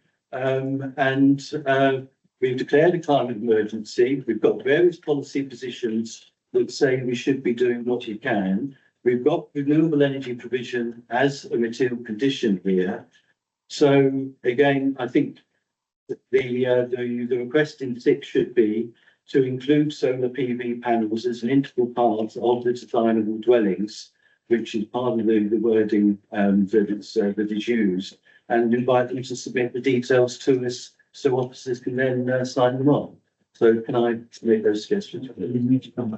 Yeah, no, absolutely. In terms of the condition 1 point, the approved plans list, including the document that's been submitted, because that document only delivered air source heat pumps, we didn't include it on condition 1 because we hoped that via condition 6 we would manoeuvre the applicants into a position where they were delivering air source heat pumps and some solar as well. So hence the wording being what it is the committee report, yeah. I appreciate that it doesn't specifically say that, but that was the intention behind the condition. If members, of course, feel that the development should be delivering solar panels, you can reinforce the wording within the condition, of course, absolutely. And perhaps, forgive me, it's my first committee at Somerset, but perhaps the chair would provide Gary with the ability to do that subsequent to committee. What we would normally do here, the committee would agree to leave it to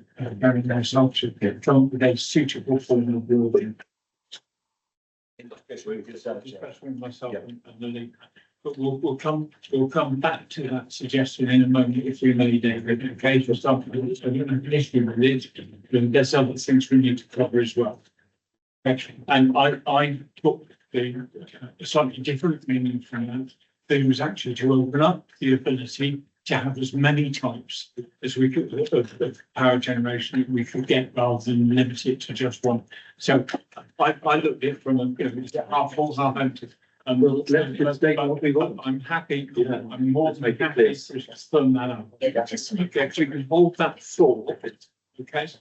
Because I've got other councillors who want to speak, that makes sense. So we could make all the points you want to make. Yeah. Okay. In that case, we're going to move on. It's Nicola Donald, yes. Thank you, Chair. Yes, listening to the comments so far, it seems climate's just have been left behind in this development. Just in support of Rosemary, I mean, you addressed the issues of flooding with this kind of ponds, which are going to gather the water, which I'm assuming you've used modelling to see the size. I mean, is that modelling based on current weather patterns, or is it taking into account future weather patterns? Because I mean, the climate is changing. No denying that; it's always changed. So you know, the basic is 1 in 100 event plus 25%. Is the basic. That's the base. That's the base level, and then obviously if the lead flood authority consider area A or area B to be of particular risk, then they will ask for a higher than that with the base level. So plus 25%. That wasn't the answer to Rosemary. And also, I mean, going back to again the energy sources. Yes, I'm with you on the photovoltaic cells. I think they should be included. Farmers are giving over land to put on solar panels, and they're giving over land to build houses. And I think just put one on top of the other does two jobs in the same field. So I do think we should do that. And I was also interested to note that one of the objections from Woodton was the lack of EV, or they felt there wasn't any EV charges in these houses. Well, they certainly raised it. I haven't seen any additional information about whether they're being provided in houses. I'm guessing most of these houses, well, it's probably going to take a few years to come online. So by the time they are online and being sold, most of us are being encouraged to buy electric vehicles. And the hope is that electric vehicles will be more predominant on our streets. And here we are building houses without any provision. So I guess they're already at that point, they're going to have to go and pay money to go and put it in when it could be put in right now at start. So could we sort of consider that?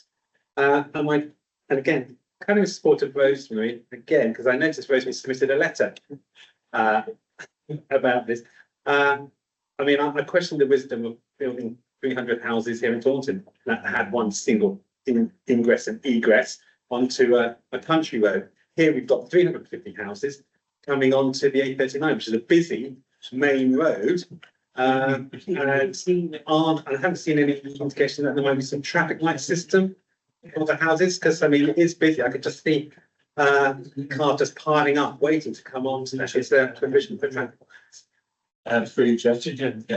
So on the point about EV charging, I agree completely. The Highways Authority also agree, and so condition 16 requires details of EV points to be included on how many and where, basically.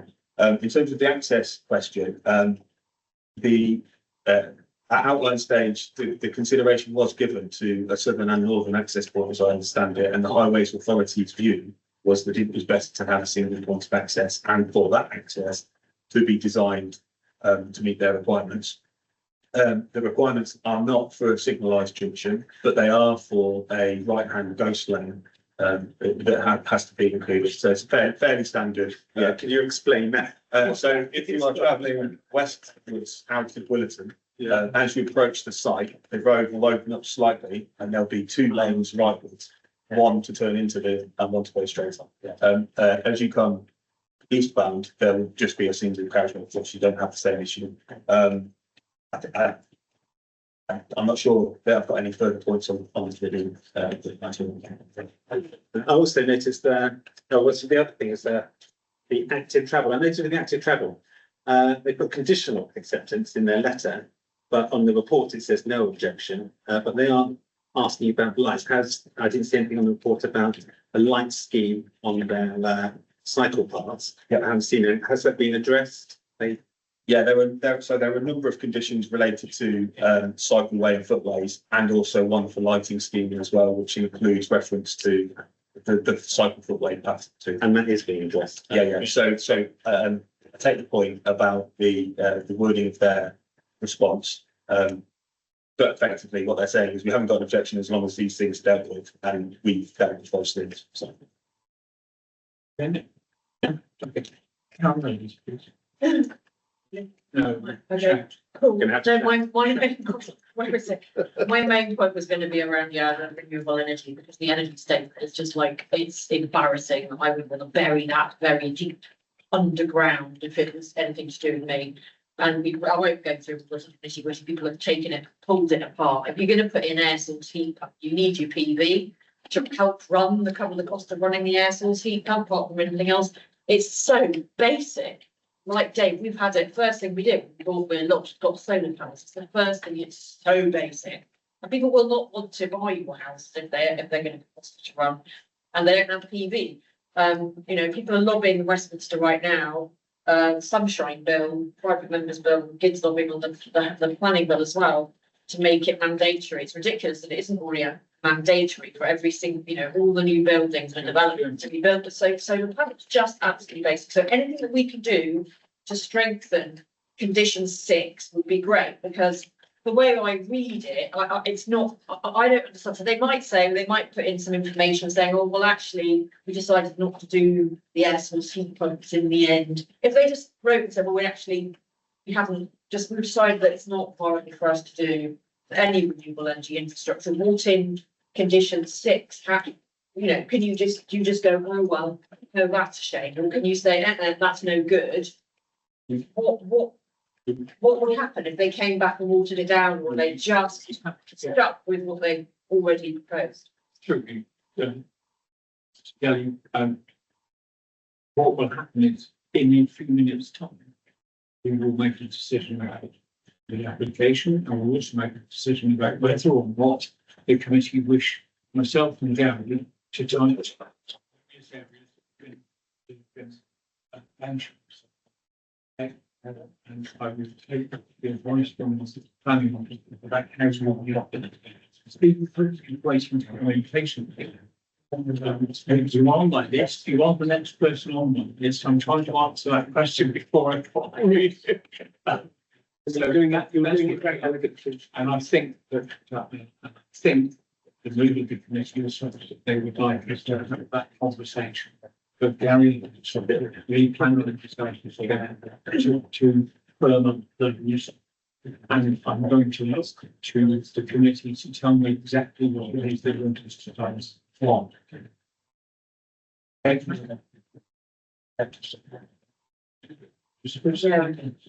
Yes, I just asked the question, and put in a condition like as it's currently drafted, and then come back with nothing. What is the comeback? And just to answer that, if they came with something that there's nothing, effectively, we would say, I'm not happy to judge. But that's reassuring. But we can make that. And we can strengthen. Firm. Yeah, Which is what I think Mr. Puttick can come in and suggest any moment. I'm preempting it, and I wouldn't wish to put words in your mouth, Stephen. Thank you, Mr. Chairman. This is a big application. Yes. Or not just with West Somerset, but actually, in County Road, it is a large application, and it is absolutely right we should be dwelling on it and giving Absolutely. every aspect of it every consideration. Absolutely. However, despite all of the concerns that have been discussed so far this afternoon, I have heard nothing in actuality that is coming up with any specific reason to do anything other than really accept the application. And on that basis, because I don't think it has yet been proposed, I am going to propose that we do accept the officer's recommendation, subject to the strengthening of condition 6 to mean that there will be a more specific submission of the renewable energy. Do you have a quantum for that? No, I'm going to further add, subject to considerations by the planning officers and yourself, to whom we will delegate that final wording. Because otherwise we're going to try and work it out here on the Google Maps. So we'll delegate to you and the planning officer, please, the final wording, but you have very strongly the sense of what members of the. I have a very strong sense of what. And what the council will say. However, before we get, I think there is still some discussion to be had. So if you don't want to hold your suggestions before we seek a seconder, okay, and make sure that we have got the conditions that we wish to impose right. Okay, I've got a feeling for where everybody wants, where the committee wants to go, but I want to just put a little bit more flesh on that bone before we agree to approve, or otherwise this. And of course, Mr. Chairman, I entirely hear what you say, and it's your prerogative as chairman to do that. However, my only counsel would be that you can end up by being over specific, and the law of unintended consequences is that you actually end up. Good. Please do. I'll leave it with you. Thank. Yeah. Second, Stephen, obviously get the detail right on the wording before we go to the vote. Yeah. Before we go to the vote, there have been some suggestions on additional power generation and power usage. I'm thinking about the EV charging points at this point. That's already in your suggestion. That is in. So I'm trying to get a feel for what level we are looking at, which would be reasonable of 350 unit development in the.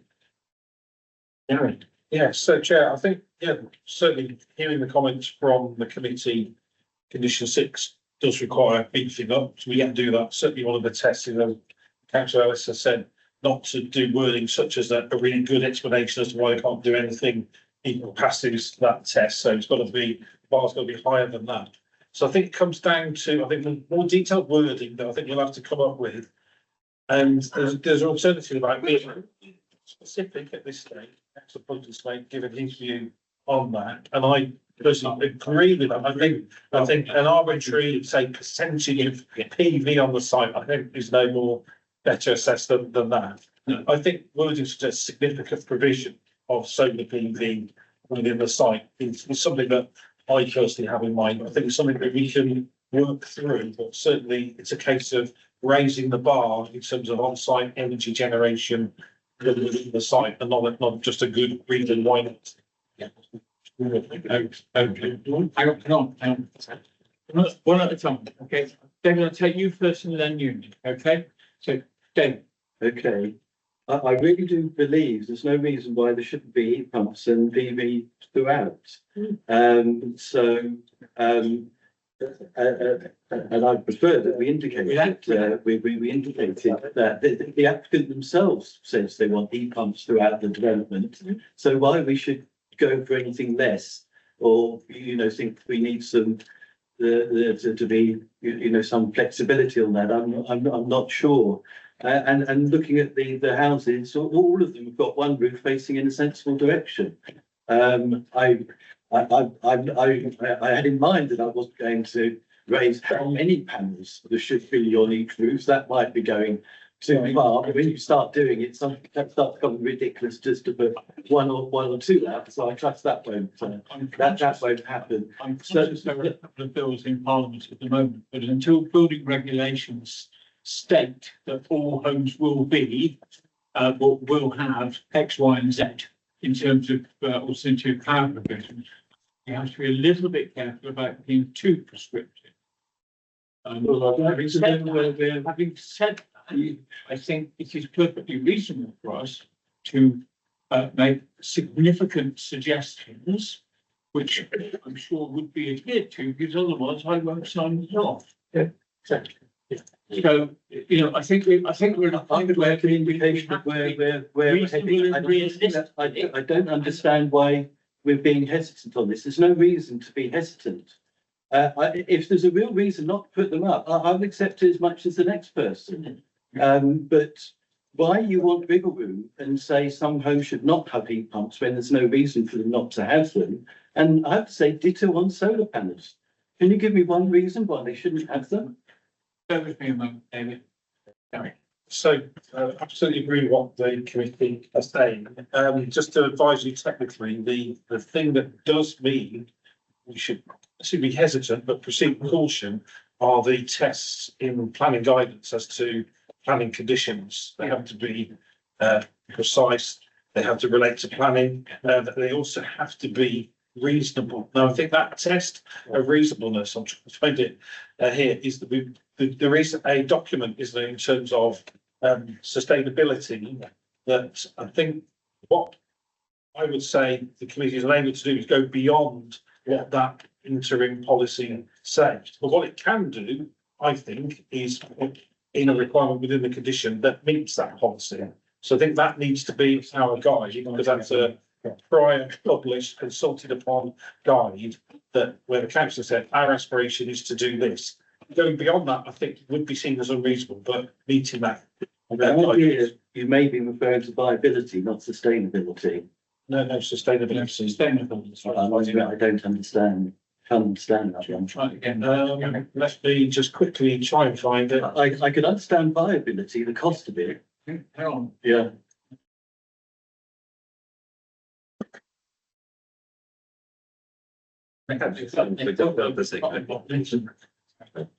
Ah, yes. There we are. Climate positive planning in the Somerset West and Taunton area. There's documents, the interim guidance statement on planning for the climate and ecological emergency. So that's a document that was published in March 22. That's the council's stated policy on these issues. It says in determining planning applications. But that's our rock solid guide in dealing with this issue. So without going into the absolute detail of that right now, I think if members were happy to give officers delegated power in liaison with the chair to word a condition that met that guidance, then I think we'd be on safe ground in terms of the reasonableness of that And I'm condition. happy for my motion to include that, yeah. And Andy, I think is happy. Okay, that's good. That's good. Hold that for a second.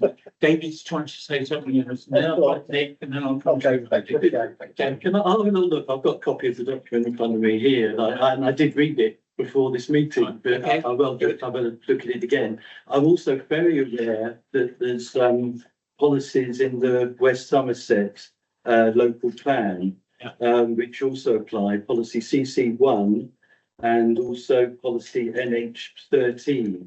So both of those apply to renewable energy provision. So actually where we came from. I'm quite keen on these things, as you may have picked up already. And the climate positive planning one refers a lot to the Taunton Deane policies because they had some stronger ones there. They do cover West Somerset, but not to the same level. So I think also it would be helpful. But I have a feeling the only thing you could knock it back on is viability. I don't think you will find a policy, and I've looked at these many times because I'm interested in them, to find any restriction in them. We've got a climate emergency declaration. There's also the equivalent of that in the National Planning Policy Framework, and I can find you the relevant one for that if you like too, which says we should be doing these things. So if there's a reason not, I would like to know what the reason is. At the moment, I'm not hearing it. I might, if you say viability and it would cost too much, I could understand that. But trying to say it's environmental sustainability, we're nowhere near having too many solar panels. And we don't want 90% heat pumps and 10% gas boilers. No point. Thank you, Chair. Just one quick point of clarification. I think the councillor expressed a concern that the wording and condition might allow them not to even deliver the air source heat pumps that are part of their application. So as far as we're concerned, very least that's being delivered was the air source heat pumps. The question is about whether or not the condition needs to be beefed up in terms of the solar or any other type of renewable energy. So please don't consider that it's a way of them not delivering the air source heat pumps. That's absolutely not the intention. Nor is just the word in planning terms. In my view. So, okay. I've got to think about what's just been said, okay? And by all means, come back in a moment. I've got a couple of other speakers that want to speak. I do want to move on with this. Nick, you wanted to come back and then Andy. Yes, thank you, Jeff. Actually, I think with Dave's we've done, I was just going to respond to Gary's about if you're just going to do a percentage of solar panels on housing. I was just going to say, would you just do it on the affordable and the social panels thing, because the cost of living, that would just help. Yeah, I think I'm not in a rush to put a percentage on it. I'm just in response to what Gary's suggestion was. I don't think it's the right way forward. No, I think Dave's right. But So, it's all. We've got the air source heat pump in. The air source heat pump in, not the minutes. So it's the additional, but I don't think, I'm instinctively against saying it could be a fixed percentage. Okay, because I don't think that's the best way forward. However, it's not my committee. I'm listening to what my committee is saying. Yeah, no, I think David's concept moves us on. Yeah, I don't know if there's any clarification, because that's Williamson, I think gas is good. It's that gas.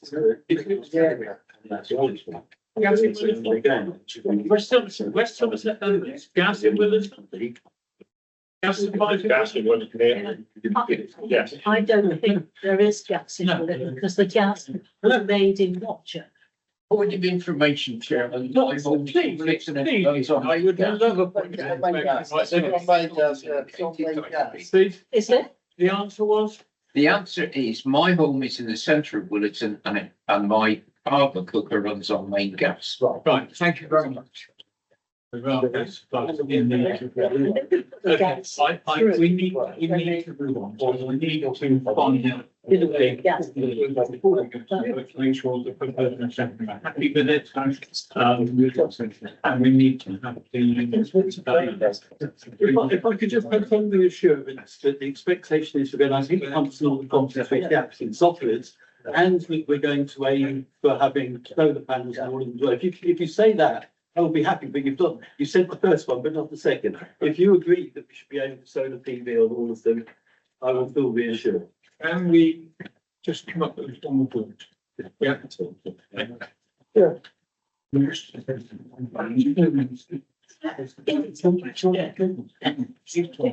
question I have for you, Councillor Dave, is there a council policy to back up what you're requesting? Yes.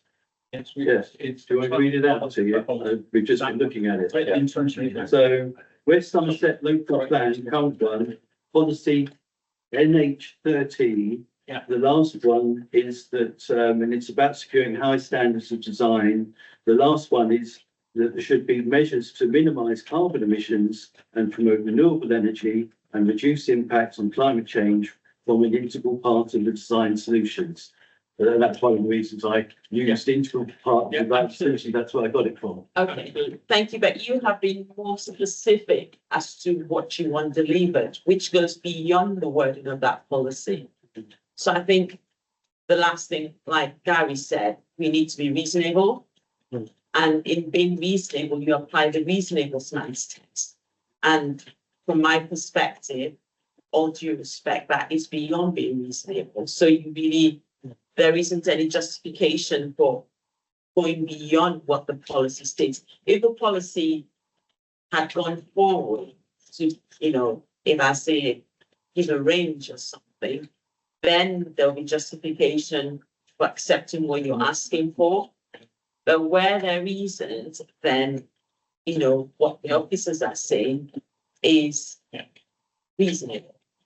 So I think we should just be careful in what we ask, because the last thing you want is they could challenge it and say, well, I'm sorry, that condition is not reasonable. It doesn't meet the test.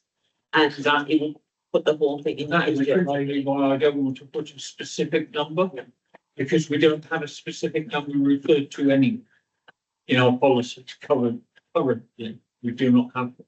So I have no hat to hang it on. If I'm going to use Annex 13 as the basis, then I have to use Annex 13 as the basis. And I can't go beyond that because it would be deemed as unreasonable. And the last thing I want is to find myself on the wrong side of it's reasonable for no good reason.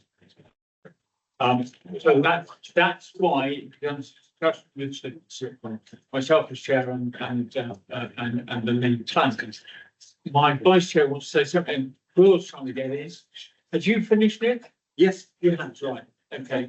I can't remember how I finished. And I'd like to know, would you like us to draw this to a conclusion? Well, I was going to say, I don't want to speak for the sake of it, but I feel that we're going round in circles a few times.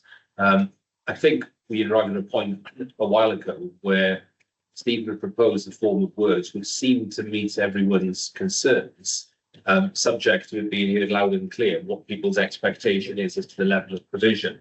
I'm tempted to say to the applicants in the room, if they just commit to PV now, we can all go home. But look, I think really we are just in the case now of the situation of Stephen, that wording, aren't we? It really is that simple. We know the policies by reference to which the wording, beefed up wording of condition 6, it needs to be drafted on that basis. And is there any doubt these meetings are recorded? We can go back and look at what was said in the meeting. If there's ever any doubt that the wording agreed on delegation is not accurately in line with what was discussed in the meeting, it can be checked. But I think we'll probably come as far as we can go with this. Message is, nobody sees any reason why there shouldn't be solar panels on the roofs of all these houses in some orientation. But it's not as simple as that, I understand. So I'm happy to third the recommendation. As it were, as it were. And the heat pumps for all. I'm sorry, I missed the last comment. Yeah, and heat pumps for all of them. I mean, they themselves, the applicant said air source heat pumps were used across the development. Yeah. But they can't establish the heat pumps in the buildings. It's in the application. Yes, although it's not in the condition, we left it off.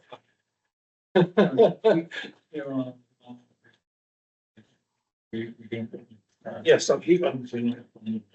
yeah, I think precise wording to be agreed between officers and the chair, but along the lines of the Commissioner 16 big dog referred to air source heat pumps on all the dwellings. So that's the commitment within the application, and then other renewable energy generation in accordance with climate positive planning documents. We can't go past, we can't go further than the current planning document. I know you want to. And the national policy framework. That's the only hook I've got. Yeah, as long as you're taking all the policy into account, it gives a strong steer to go for these things. Absolutely. Yeah. But I agree with you, it's time we change that policy. Because I think it is time we did. Yeah. But I think building regulations should do it. I'm building content. It's been a useful discussion. And it's been I think to make it again. Okay, can I just recap and make sure everybody's reasonably happy? It's been proposed and seconded that we look at approving this application subject to condition 6, confirming air source heat pumps for each home, and additional to be agreed as per our document from 2022 climate positive, which is that the town has on. Okay, to be discussed with the wording agreement between myself as chair and the senior planners. Are we reasonably, are we somewhere close? Well, sorry. Mr. Hammond, sorry. Oh, God, I hope I'm not going to get kicked for this. Right through my nut. It may yet happen. The whole purpose of the policy is positive. It is intended to Yes, add something to the Yeah. development, to future-proof the development. yes, So therefore, for it not to happen, there has to be a reasonable reason for it not to happen, which would be probably down to site specifics, if there's a sopping great tree in the middle of it. So that Yeah. is where I'm coming from, but that, unless it is completely ridiculous. yes, That is what the that is condition what, should be. that's what it says. Yeah. Yeah, Let's and be that is positive what, about that is what I would expect you to say when Gary and I finish with words. Right, I'll shut that. Okay, that's the plan, but I have to have. Oh, yeah, but it has to be positive. Right, it has to be To positive. deliver the intent of the Yeah, policy. yeah. Okay. Yeah. We have. Yeah, I think so. Okay, fine. Ladies and gentlemen, it's time your attention. Short break in a moment. Now, it's proposed to definitely with the proposal regarding condition 6. To repeat that up as per, that's all homes with a heat pump. Okay, and additional provision as per the climate. The 2022. Okay, and that's the current proposal. Unless I hear somebody telling you that that's not what's being proposed, and I do hope it's not going to happen. Now, proposal and seconder, are you happy with that? Yes, Chair. Happy? Yeah. Yeah. Okay.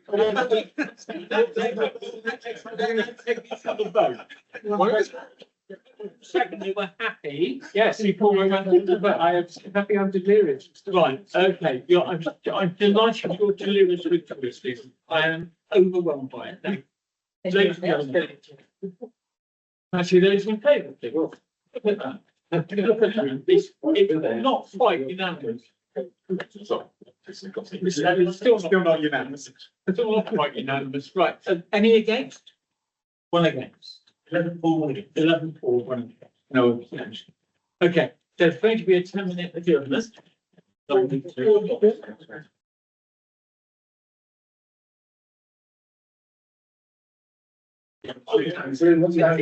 Yes, yeah. Yes.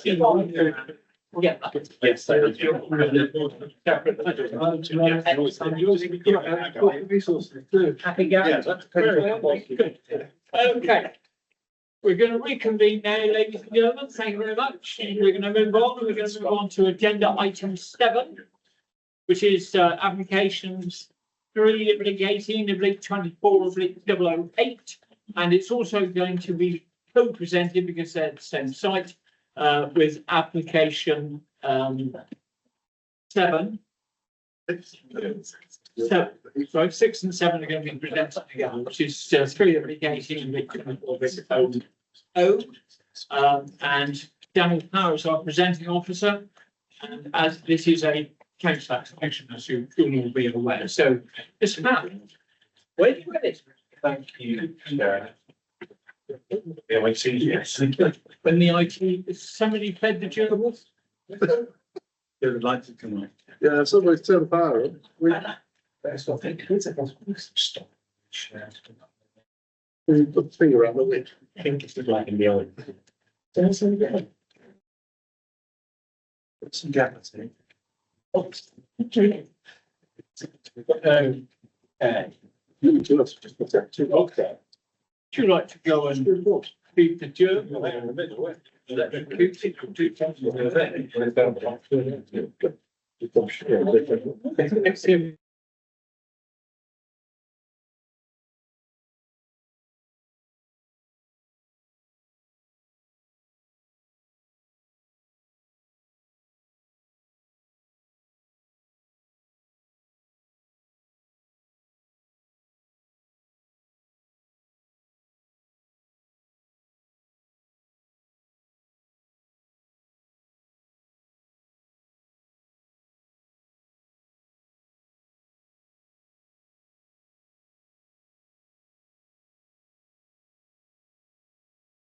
I'm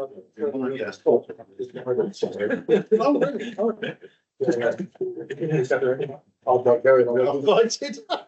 Okay, we're going to listen to these applications together, but we will have to vote them separately afterwards, but they are inextricably linked. Makes much more sense presenting them all. Thank you, Chair. Yeah, so I'm going to present both applications in one go. So the first one is 008, which is the replacement of 16 student accommodation units, erection of shower bar. And the second one is 010, which is the installation of a air source heat pump. It's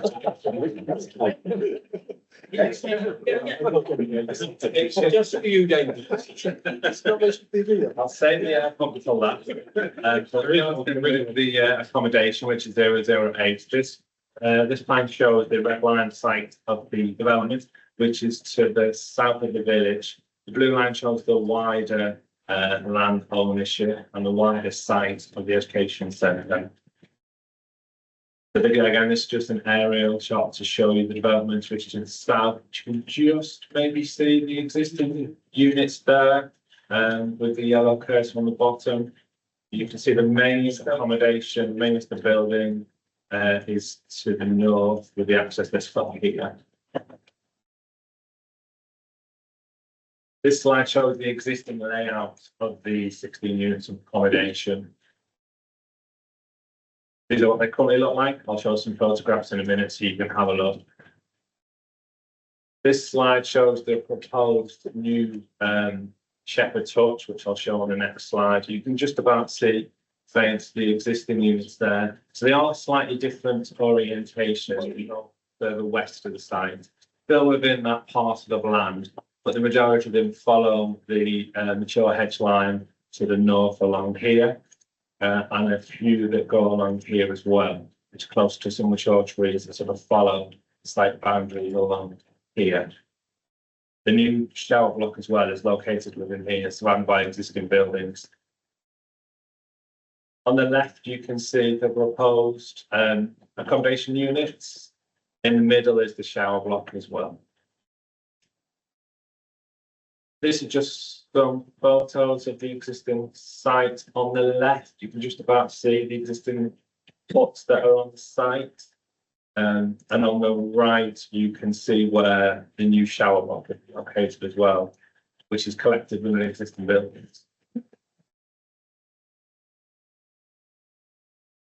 It's just the existing site showing you those existing units on there. So turning to the second application on the same site. So in the southern part, you can see where those units were. We're now further to the north of the site, near the listed building itself. Again, this is the same aerial that I showed you before. You've got the site is approximately here. So this is where there's an existing oil tanker to below, an existing oil tanker, and where we're proposing to replace the air certificate.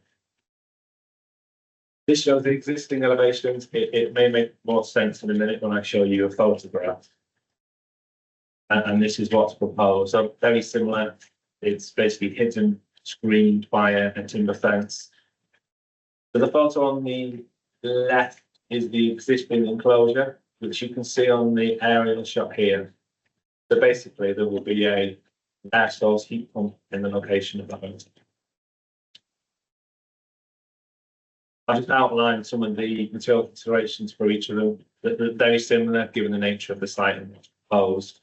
Again, while I presented both applications as one, they are separate, therefore have separate recommendations and separate conditions. Both are for approval. Thank you, Chair. Okay, Mr. Pokesy, Stephen. Thank you for that very lucid report. I would like to move the first application. I will in due course also wish to move the second application, because I believe that the reasons that have been given to us for the replacement are perfectly sound, and the application is perfectly reasonable. And I wish to move. I agree with you entirely, Stephen. Thank you. Do we have a seconder for that? Okay. Good, thank you. So on the first application, does anybody else wish to ask any comments of the officer? On the merit? This is on the second one. bearing in mind the proximity to the listed building, is there a separate listed building application that we should be considering? It's not on here, because neither of these are designated LBs. So you, Chair, as it's not attached to the list of buildings, they don't require list of building consent, but it just requires planning permission. That's why we only have planning permission. I thought listed building consent comprised the curtilage on. It's pretty strong as if it's in the curtilage. It's within the curtilage, but the existing oil tanker itself isn't listed, so it wasn't listed, it wasn't listed part of the original listing. It's a later addition, so it doesn't require listed. It's not in the curtilage. It's either in the curtilage or it isn't. And if it's not in the curtilage, it doesn't need it, but if it is, it does. That's my understanding. Technically, it's not attached to a listed structure, doesn't in itself require listed building consent. However, one of the material planning considerations of both applications is the impact of this, of the proposals on the setting of the listed building, but they don't require the technical approval under listed building legislation. Oh, yeah, I mean, I can understand the impact, as there's something already there. It's the curtilage question that I have now received contradictory answers to the same question. So, but I'll leave it there. But I mean, I'm happy. I'm just that I had been advised previously that the curtilage, if you're in the curtilage, is required listed building. So, but I'm not going to make a fuss of it. Sometimes something that normally would be permitted development requires planning permission because it's within the curtilage of a listed building. So that's sometimes a situation. This requires permission anyway. Yeah. Only planning permission. If it was attached to the listed structure or indeed the listed wall, then it would require listed building consent. But because it's standalone, it doesn't. And just to add, the existing oil container was there after listing, so that's not part of it.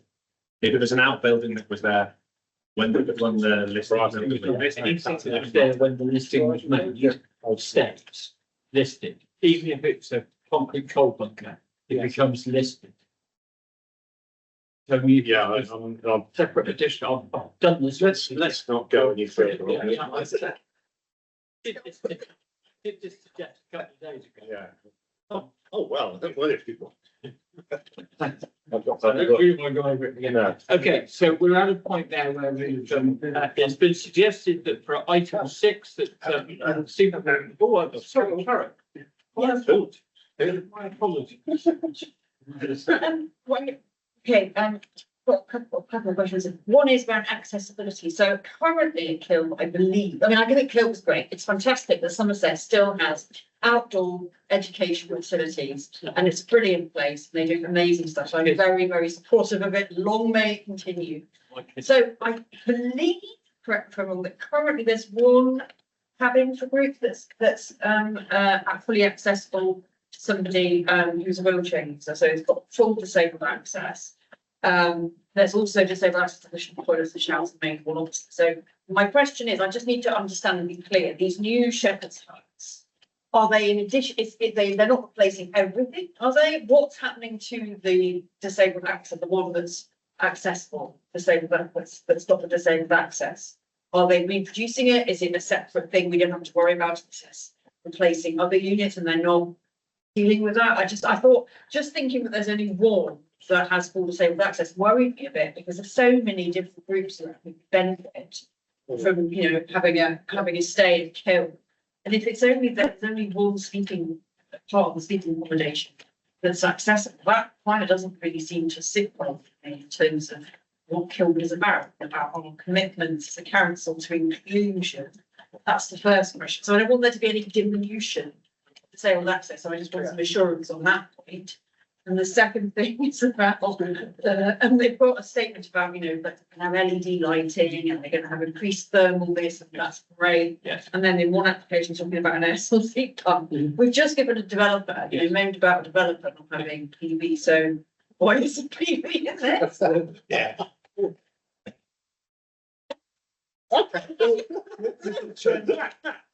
Okay. On the same side of it, actually, it seemed it was in a rather shaded, sheltered area that you were putting this pump. which means that it's less efficient than it could be in another location. And I would echo the comment that with a payback time of 10, 12 years, why hasn't it got PV sets?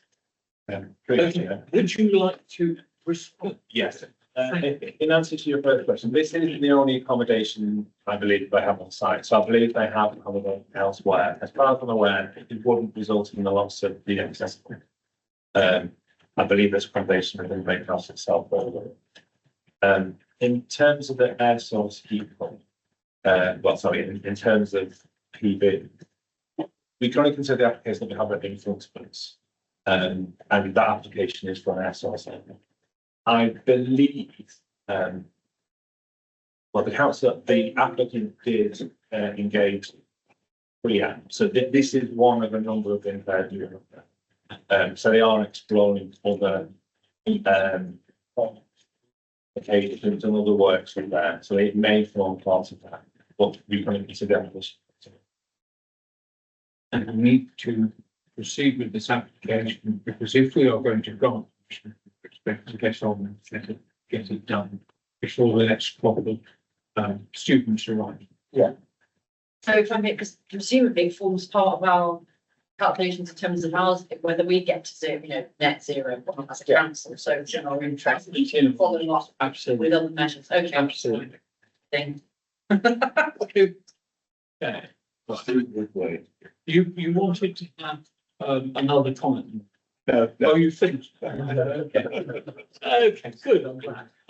Right, Will second it or not? yeah, that was for the first one. We have to do this one at a time. So I have to second the second one. just move the second. Hang on, I'll move the second. The first one, Steve proposed and Will has second. Can I see those for application number 6, item 6? Thank you. That's unanimous. Thank you. Okay, moving on to application 7, where you were going to second, Steve. Well, I hadn't actually, Mr. Chairman. I very carefully did take it one by one. However, it is my pleasure and privilege to propose acceptance of item 7. Okay, thank you. That's very kind of you. And Andrew, do I take it correctly that you wanted to second? Okay, lovely. Okay, so application 7 then, which for reference purposes is 318-24-010. Those in favour, please. Look at that, unanimous. Excellent. Thank you very much indeed. Okay, we're going to move on then to item planning application item 8. Which is the application number is 3/26/25/004, and this is at the Blue Anchor Clevefield. And Rebecca is going to present that today because Brian is on. So Rebecca, good afternoon and welcome. Very much. That's all I get myself sorted.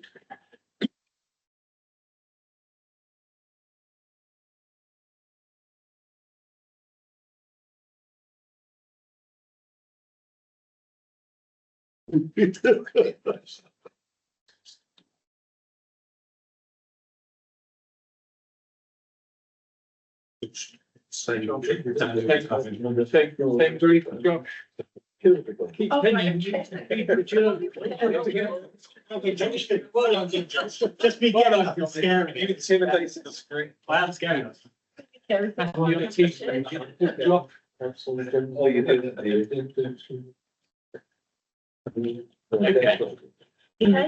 Well, but actually, I don't know, like, continue to like that, but used to do it. Okay, thanks.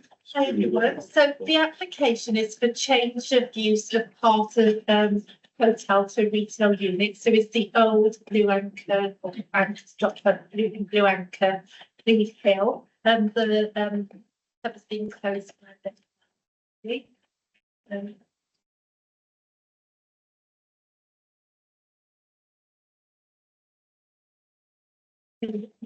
it's not moving on. Sorry, I'm just trying to. I'm doing this for instead.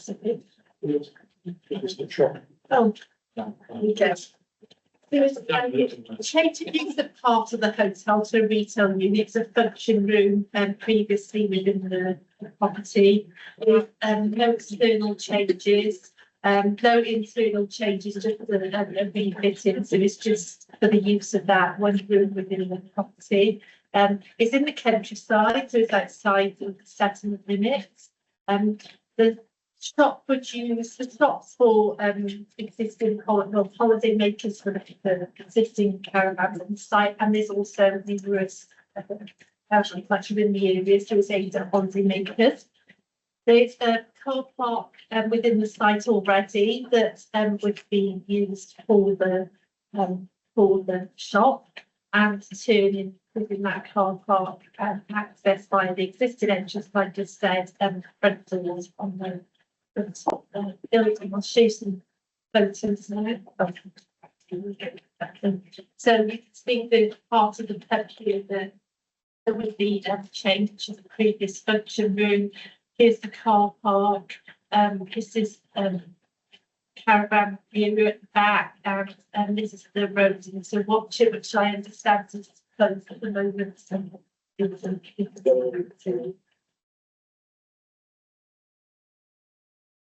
but here's an overhead again. This would be the part of the hotel building that will be changed to start. Also the existing car park and the caravan.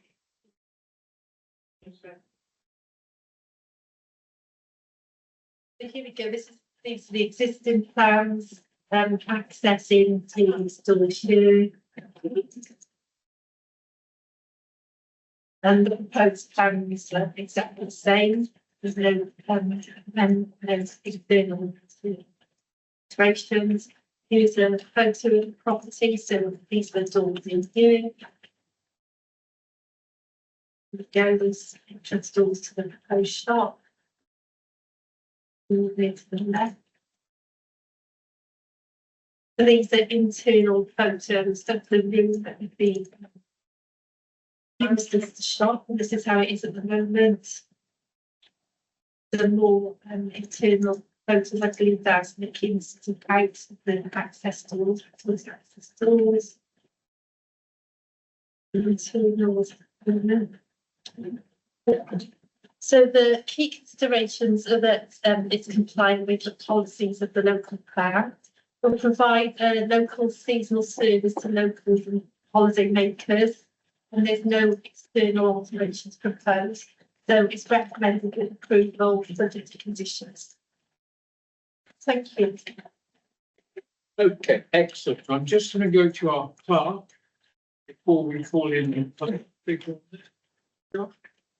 Thank you, Chair. Just a point of order for the committee and for any members of the public that are watching today.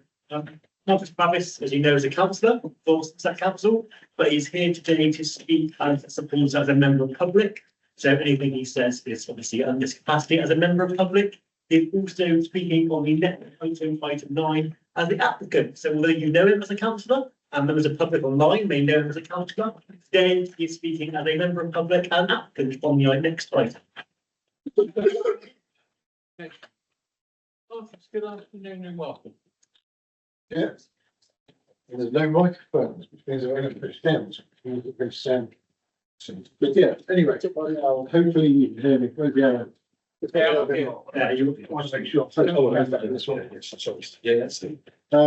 thank you, Chair. Yeah, apologies for coming and speaking on something which you should be recommended for, which is recommended for approval, but I felt best felt and gracious on this one. I'd also like to congratulate the council for not necessarily publishing the whole of one of the representations made by somebody online, because because I would like to see, I'd be interested to see what was said, but I'm very pleased that it wasn't published online, because I just anyway, we'll leave that at that. What I have would like to do also is the report is a very good report, and what I did like was how politely the comments from the local parish council and local knowledge is always a good thing. I sit on a minor town council's planning committee, which we'll come to later. But he did very ably back them away. I think that's possibly the use of the wrong words, but I can't really let it slip that They have suggested existing pedestrian access to the car park is via steep steps, which may pose a hazard and limit accessibility. Well, I've suddenly become an expert on what the definition of steep steps are. I won't bore you with the details, it's all about degrees, all about percentages, but those are the pictures and steps. Now, local knowledge, there's no way those steps are steep. And also what they fail to mention is the fact that the car park and indeed the B319 one is our own very personal access ramp. I think it's about, I don't know whether it's a 1 in 12, but many times we've used, it's more than capable of parking in the car park and going down the side. They also say there's no footpath between the car park and the proposed retail unit.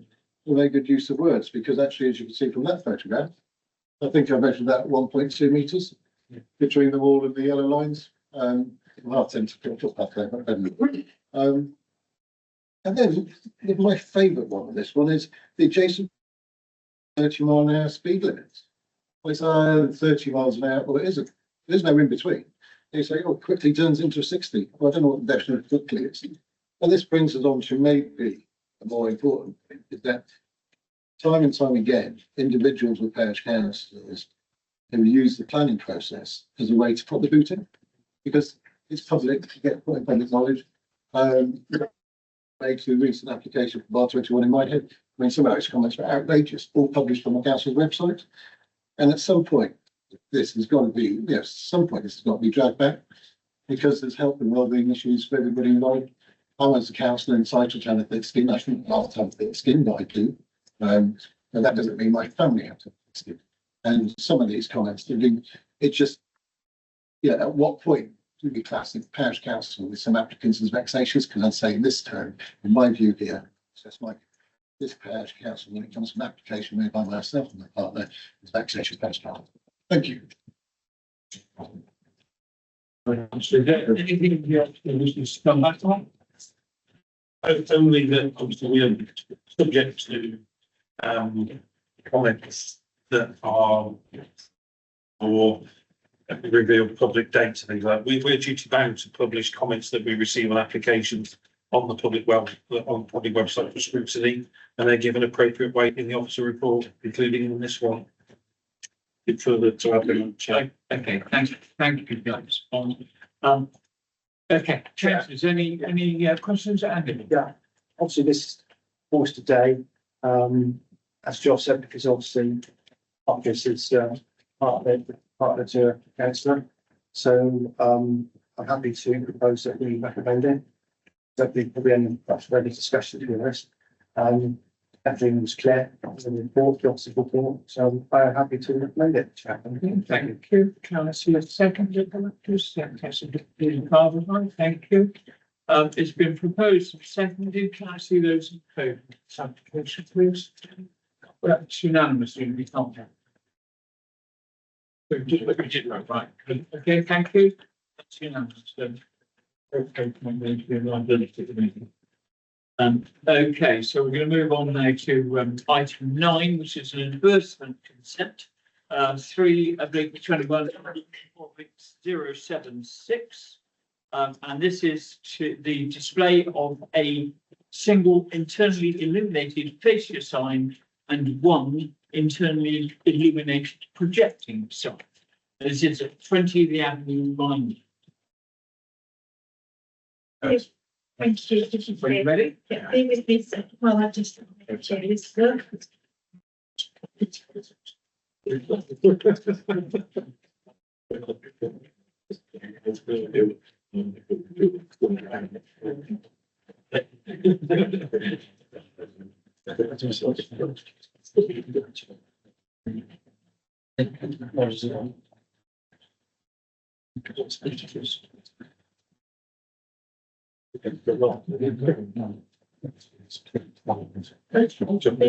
Josh, I'll stand up again. Stand up again.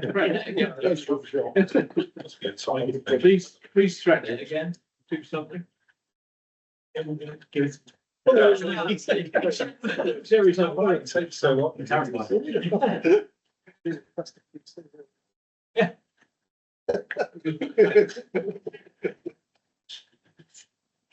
And then children, play nicely.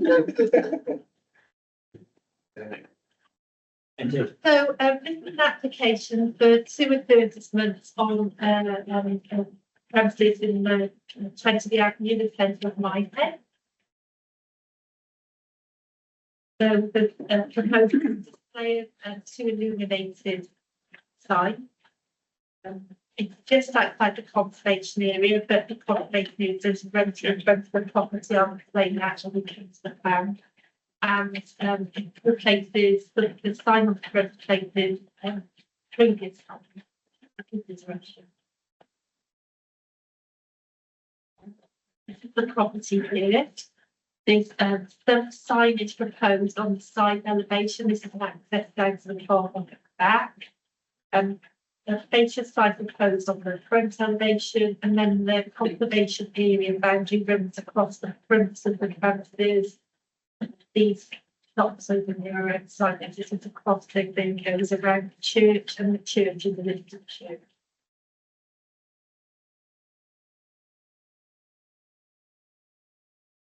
Here we have the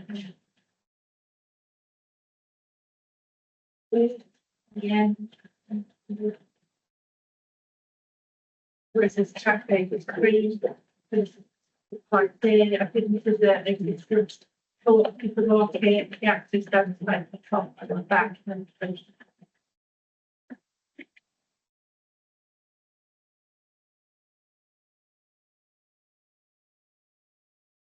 so this is the building as existing.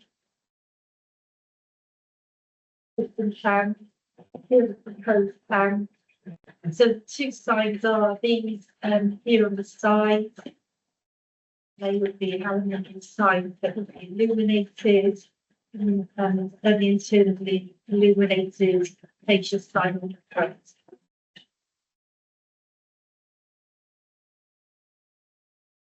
So here in fact, look at the front elevation. There is this illuminated box sign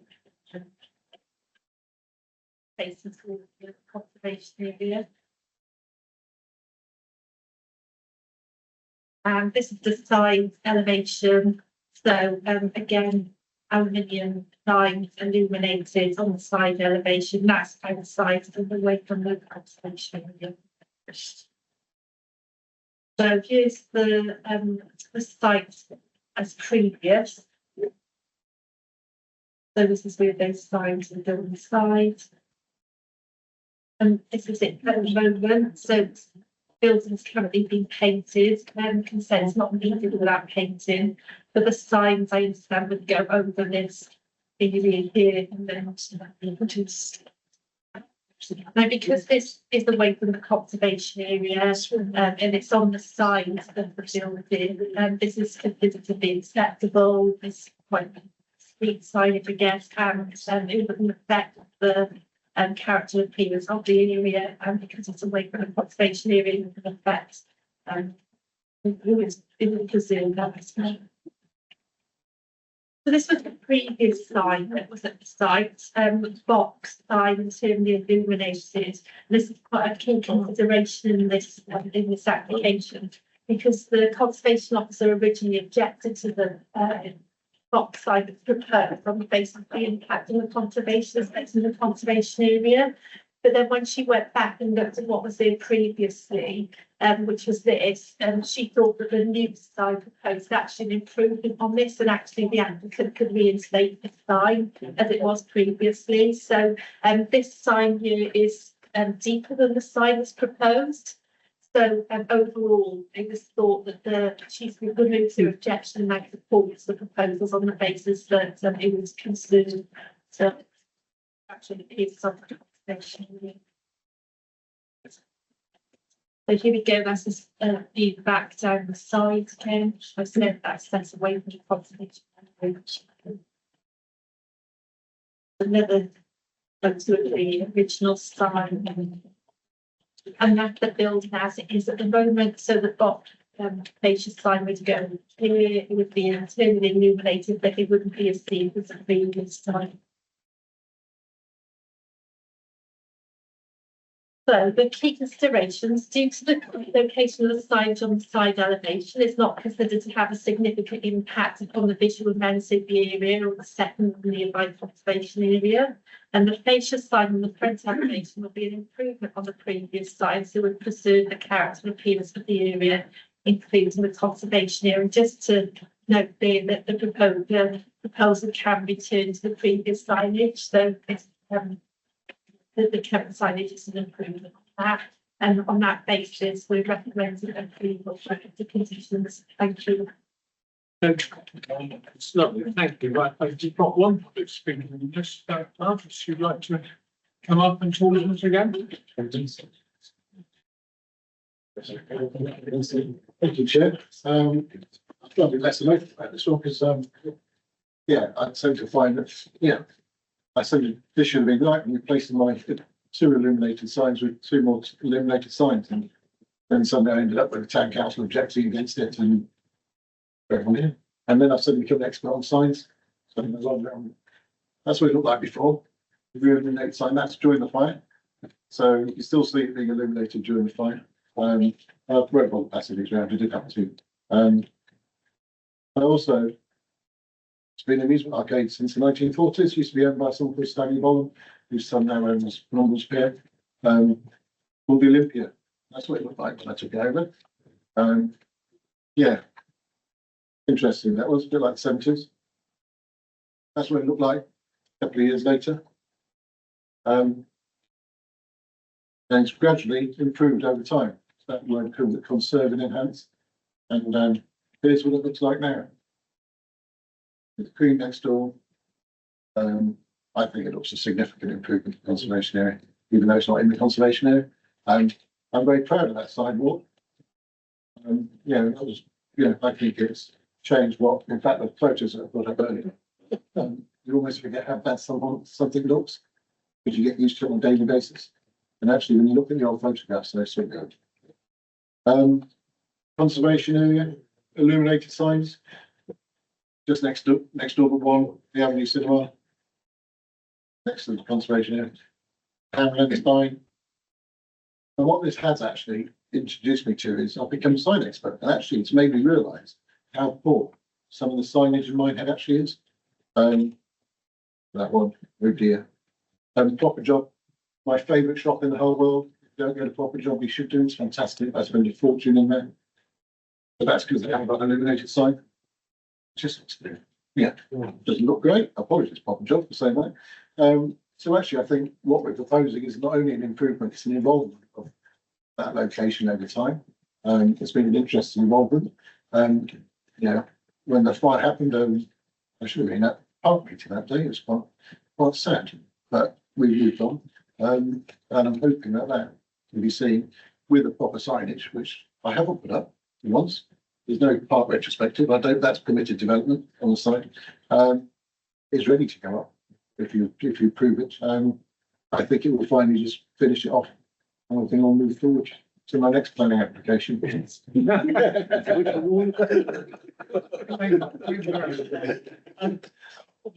anything you'd like to come back on? I think that the lineage is an improvement on what the previous years, so that's why I think. Thank you. Andrew's first, followed by Steve. Thank you, Chair. Thank you, Marcus. Yeah, I walked through the town the other day, a week or so ago with my wife, when that was the first time I'd seen the side of the building painted up. And actually, I was taken aback because I wasn't used to it. And I said, the first thing I said to the missus was, I wonder how many complaints I'll get about that. How many have you had? I haven't had any. And that was going to be my next point. I'm the divisional councillor along with Madam Chilcott, Councillor Madam Chilcott, for Minehead.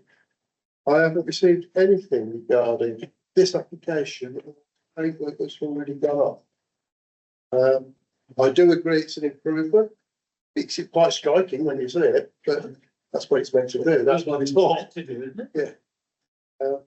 So I can't see any reason to object to it, so I'm going to propose it. Oh, you want to propose it? Okay, thank you. Stephen. I'm Happy to second it, Mr. Chairman. And that is not the least that whilst one is always cognizant of what local councils say, and I read with interest what my head town council said, nevertheless, the comments of the conservation officer, to my mind, offset the town council's comments. And so I don't feel we have any grounds for resisting the application. Any other councillors to comment? Seeing any, so it has been proposed and seconded, can we see those in favour of this application? That is unanimous. Okay, thank you very much. Moving on to item 10 on our agenda, which is 3/21/24/077.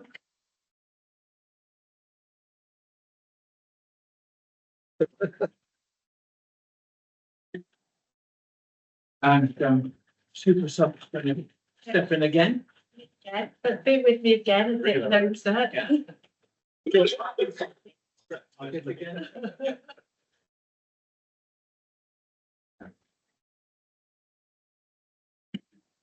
Do you mind a bit more aggressive? Start me.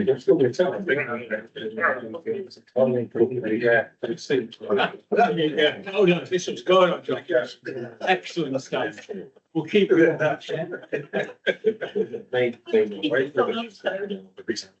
Yeah, exactly.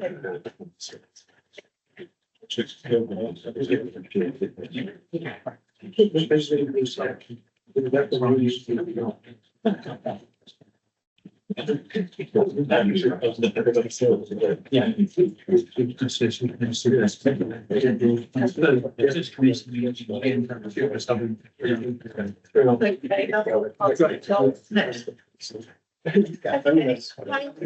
need to introduce myself again. So this is the application for the resurfacing of part of a front garden with stone paving and the erection of stone and painted render walls. This is a part retrospective application at One Church Farm Cottages, Church Road, Knighthead.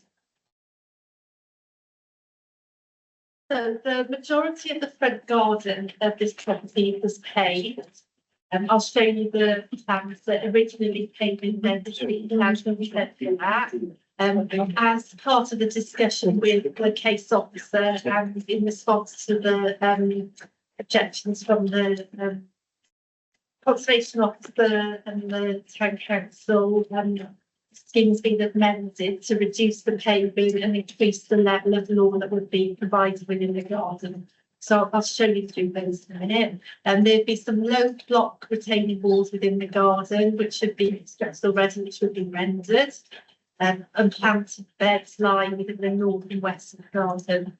The original scheme that came in proposed metal, so the hedge was removed along the front boundary of the site, which had quite a drastic appearance and change of appearance. And the applicants proposed metal railings along this front boundary road of the site.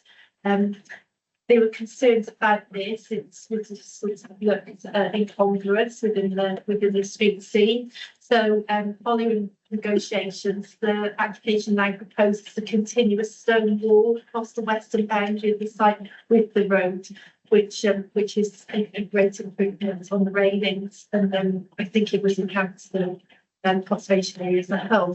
So the applicants provided justification for why a large amount of paving is required in the garden, and there's a relative who needs wheelchair access to the property. So I'll show you the extent of the pavement in it, and it's also worth noting that historically there was some concerns originally noted by the conservation officer that there'd be a potential for sort of splashback from the paving onto the property, but the applicant. So the applicant has provided photos to show that actually there's always been pavement at the front of the property, so the situation there doesn't change from that. So let's have a look at the drawings and the photos to understand it a bit more. So here's the property here, the garden, the conservation area, the church is listed, the churchyard's listed, so right, so is the wall around the church, so within quite a sensitive location. Here we go, you can see the churchyard wall, and this is the application site here, you can see this quite green on this photograph. So this is the layout before any of the works were undertaken, quite a green garden. You can see the pavement up against the front elevation, and then large areas of lawn. Now this is the works that have been undertaken that were then submitted as part of the original plan application. As you can see, it's quite extensive areas of paving, a reduction in the level of soft landscape and greenery, and the removal of the hedge and replacement.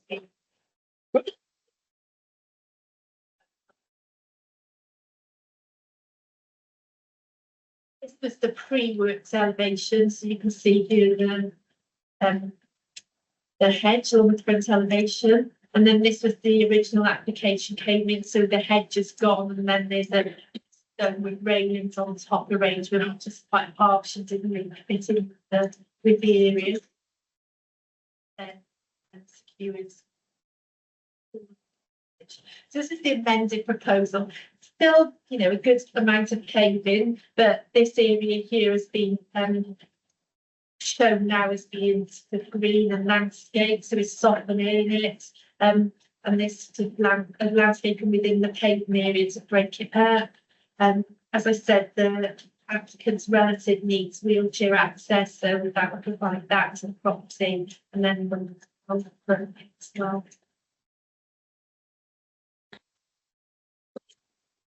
The amended proposals with the attractive stone wall across the front elevation and the small gates.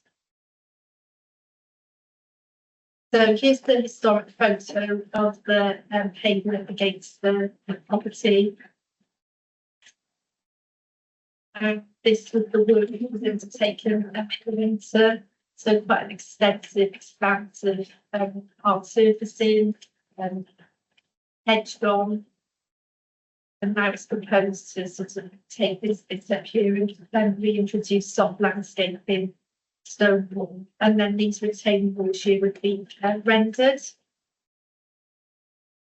You get that's being post rendered, and then this area here would be softened with soft landscaping, grass, plants, and see here.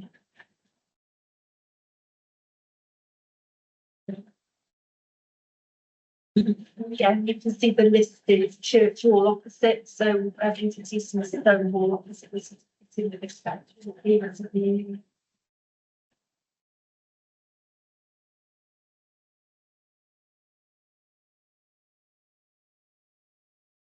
Continue this stone wall down, which is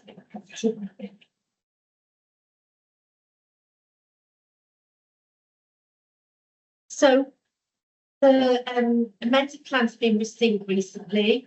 Minehead Town Council were reconsulted on them, and these comments have been received in the past week or so. So they didn't actually make the deadline for the committee report, making you aware of them now. So the Town Council acknowledges that changes have been made, but they don't think it goes far enough. They still think the proposal would be incongruous with the conservation area and to keeping with the surroundings, and they maintain an objection. And then we've had comments from Minehead Conservation Society on the amended plans as well.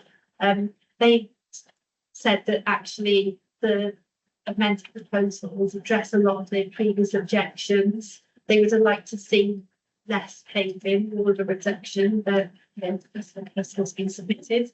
And then they raised concern about the quality of the workmanship, and they suggest a condition requiring the pavement to be taken over weeks laid by a skilled craftsman.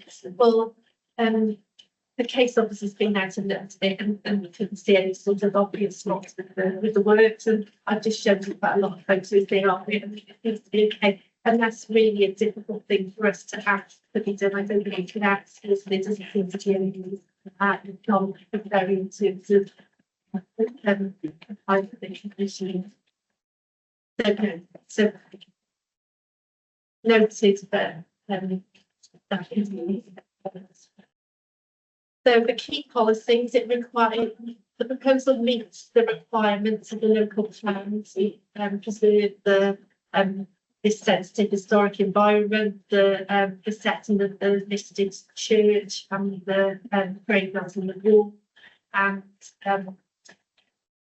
the proposals that an improvement on the original scheme that will put in. There is a greater level of paving in the front garden, but the introduction of additional planting would soften that, and the introduction of the wall would improve that front boundary along Church Road, and on balance, I think it's consistently acceptable and would not harm the character and appearance of the area, including the conservation area. Justification said there's a relative convenience wheelchair access. There's no highways objection. They're happy with the new pedestrian access, and there was some issues about drainage raised within the officer report, but by reintroducing planting and reducing the level of hard surfacing, the drainage of the site would be satisfactory and would be possible.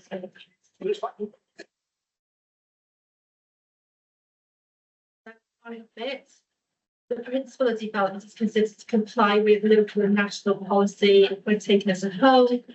The development as amended will not have a significant adverse impact on the character and amenity of the area. The development as amended, subject to conditions, would not harm the setting of the listed buildings or the conservation area and conserve the historic environment. The development will not have an adverse impact on highway safety. The development as amended with the reintroduction of planting will help to encourage biodiversity back into the area. And therefore, that's about time, but therefore we recommend approval. Okay, thank you very much. Now, I noticed that Councillor Maggie Chalfont is online and has raised her hand. Now, she hasn't registered to speak, but as I know she's one of the local councillors in the area, I'm going to invite her to address the committee. Mandy, good afternoon to you. Good afternoon and thank you. I will read out what I've got because I'm not a planning expert and I need to quote the relevant legislation. So first of all, thank you for allowing the committee to hear this application today. And I just wanted to pick up firstly some of the comments made by the officers in relation to the application, just to highlight them. So firstly is around the considerable amount of hard landscaping, which introduces a harsh element to the curtilage and harms the setting of the listed building and the character and appearance of the historic and natural environment of the Higher Town Conservation Area. It's out of keeping with the natural rural feel of the area and the lawn and hedging of the adjoining neighbours. Now, the adjoining neighbours are also Grade 2 listed, believed to have been constructed in the 17th century. There was a recommendation for a substantial removing of the paving. I think substantial is a key word there. And even with the amended plans, a further reduction in paving would be preferred. That was a comment as well. The Conservation Officer expresses concerns with the work that's been undertaken and what was proposed would cause harm to the setting of the designated heritage assets of Church Farm Cottages, Church of St Michael and the Higher Town Conservation Area. So the originally recommended refusal, and then we've had some amendments made. So the question of the committee today is, are the changes that have been made sufficient to outweigh the harm that the works would cause to this sensitive and historic setting?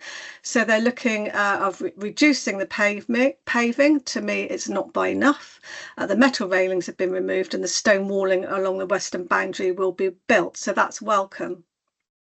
There's also a condition attached that for a period of 5 years after the completion, the trees and shrubs will be protected and remain healthy and weed free. After the 5 years, you know, anything could happen, I will say. So there needs to be a clear and convincing justification regarding any harm or loss of the significance of a designated heritage assets from its alteration or destruction or from development within its setting. Local Plan Policy NH1 states that proposals will be supported where the historic environment and heritage assets, I'm getting feedback, I'll carry on, and their settings are sustained and or enhanced in line with their interest and significance. Policy NH2 expands on this by setting out how heritage assets such as conservation areas will be managed through the development process, and it states proposals that affect a conservation area should preserve or enhance, and that's again key, preserve or enhance its character or appearance, especially those elements identified in any conservation area appraisal. As amended, the development complies with NH1 and NH2 as historic environment and heritage assets and their settings will be sustained. That's the view of the report, and the character and appearance of the conservation area will be preserved. I disagree. The cottage sits in an extremely sensitive area, very close to the Grade 2-star medieval church of St Michael that was built in the 15th century and is on the National Heritage List for England, and as such is classed as one of the most significant historic buildings in the country. Even as amended and with the balance applied, I do not believe these plans will preserve the character and appearance of the conservation area, and this will set a precedent for hardscaping in this historic area of the Old Town. In my view, the benefits of this application do not outweigh the disbenefits of departing from the relevant policies, i.e. NH1 and NH2, and it will have, even amended, will have a significant impact on the character of the area. Thanks for your forbearance. I'm really passionate about the Old Town of Minehead, and it's not only you're considering this application, but impact on further similar applications. Thank you, Chair. Thank you, Mandy. Okay. Do we bring up that? We bring up the photo, the before photo again, the one that submitted to show previous.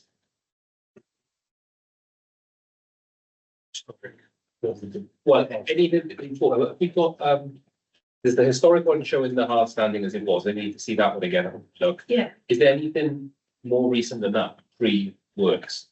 I know there wasn't there. No, just the overhead. Yeah. There's a cottage garden to help you. Yeah. The aerial photographs. Yeah,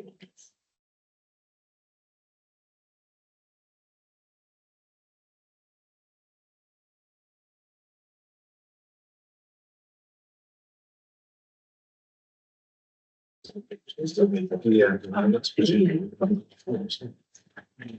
It was a sort of. The aerial photograph. I'm not sure of the date of it, but you can see there then the garden is quite green. Yeah.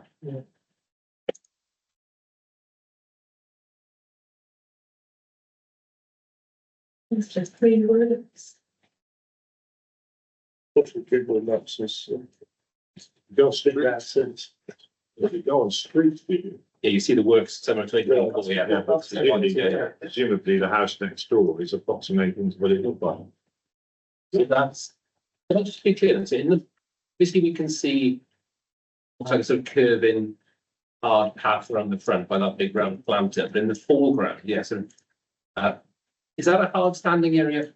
I understand there was a sort of a hard standing bit there with plants in the back. Yeah, it's just, it's a little bit. But this is more of a discussion than a comment, but it's a little bit hard to reconcile. Oh no, I see.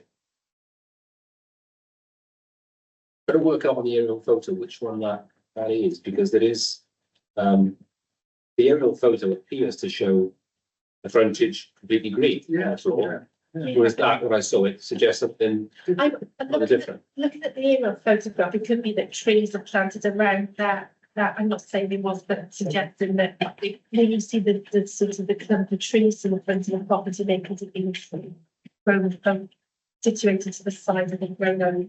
That's why we get to the edge. Yeah. Do we have a date on that image? Is it that historic image they've sent in, the one that's on the screen now? Do you have a date for that? We don't know. It's very difficult to tell, Mr. Jones. It might be parched grass. Oh, could be, yeah. Yeah. I feel good against that. That's paid by, it's not Parks Grant. No, it's the quality of the image, because if you look at it, and then Yeah. the striation and the Definitely was on the foreground, you can't, you just can't. Understand. I'd love to, it's just covered in, Oh, right, okay. it's just common, hedgerow, along the farm. But perhaps the local members can remember. Yeah, that's the vegetation, I'll try to get on to that. That was paved area then, so Yeah. is that the planning permission for to be done as well? The previous shot showed a cottage garden. So Yeah, I think, so I came in and I was sort of slightly saying nothing, but, when it looks back on the previous street view images on Google Maps, on the street view set it, you can certainly see is awful lot more greenery growing around the, edge of the property, but that's gone, it could be grown back or something approximating it. I think what it all comes down to probably is the hard standing. If the wall being reinstated, the stone wall is an improvement. I think broadly speaking, if it was that, we'd all be expected to be happy with stone wall. For me, it's just that question about the paving. On the one hand, I believe that even historic buildings and conservation areas have to adapt to times and they can't be preserved in aspect. But on the other hand, if there has been a wholesale removal of greenery, then the extent of that pavement does rather great. We're a little bit in two minds because I understand why people want to make practical use of their frontage. Obviously, the reinstatement of some greenery is a benefit. So pretty extensive, actually, isn't it? And, I'll hand over to others, but I'm just mulling over as I'm speaking, which I've got a bit of video. You had me? Thank you, Chair. My biggest thing, my biggest comment is disappointment. The fact that somebody could buy a house or own a house in that area, which has got such a high value for the conservation area and the medieval church next door.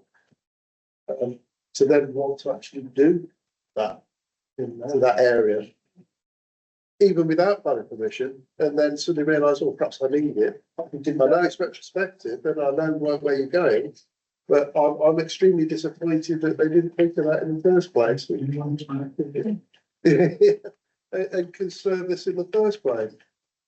I've campaigned around there, and I've been doing it, and it never looked anything like that, I can assure you, when I was up and down those. I think they need to be sensitive to the area.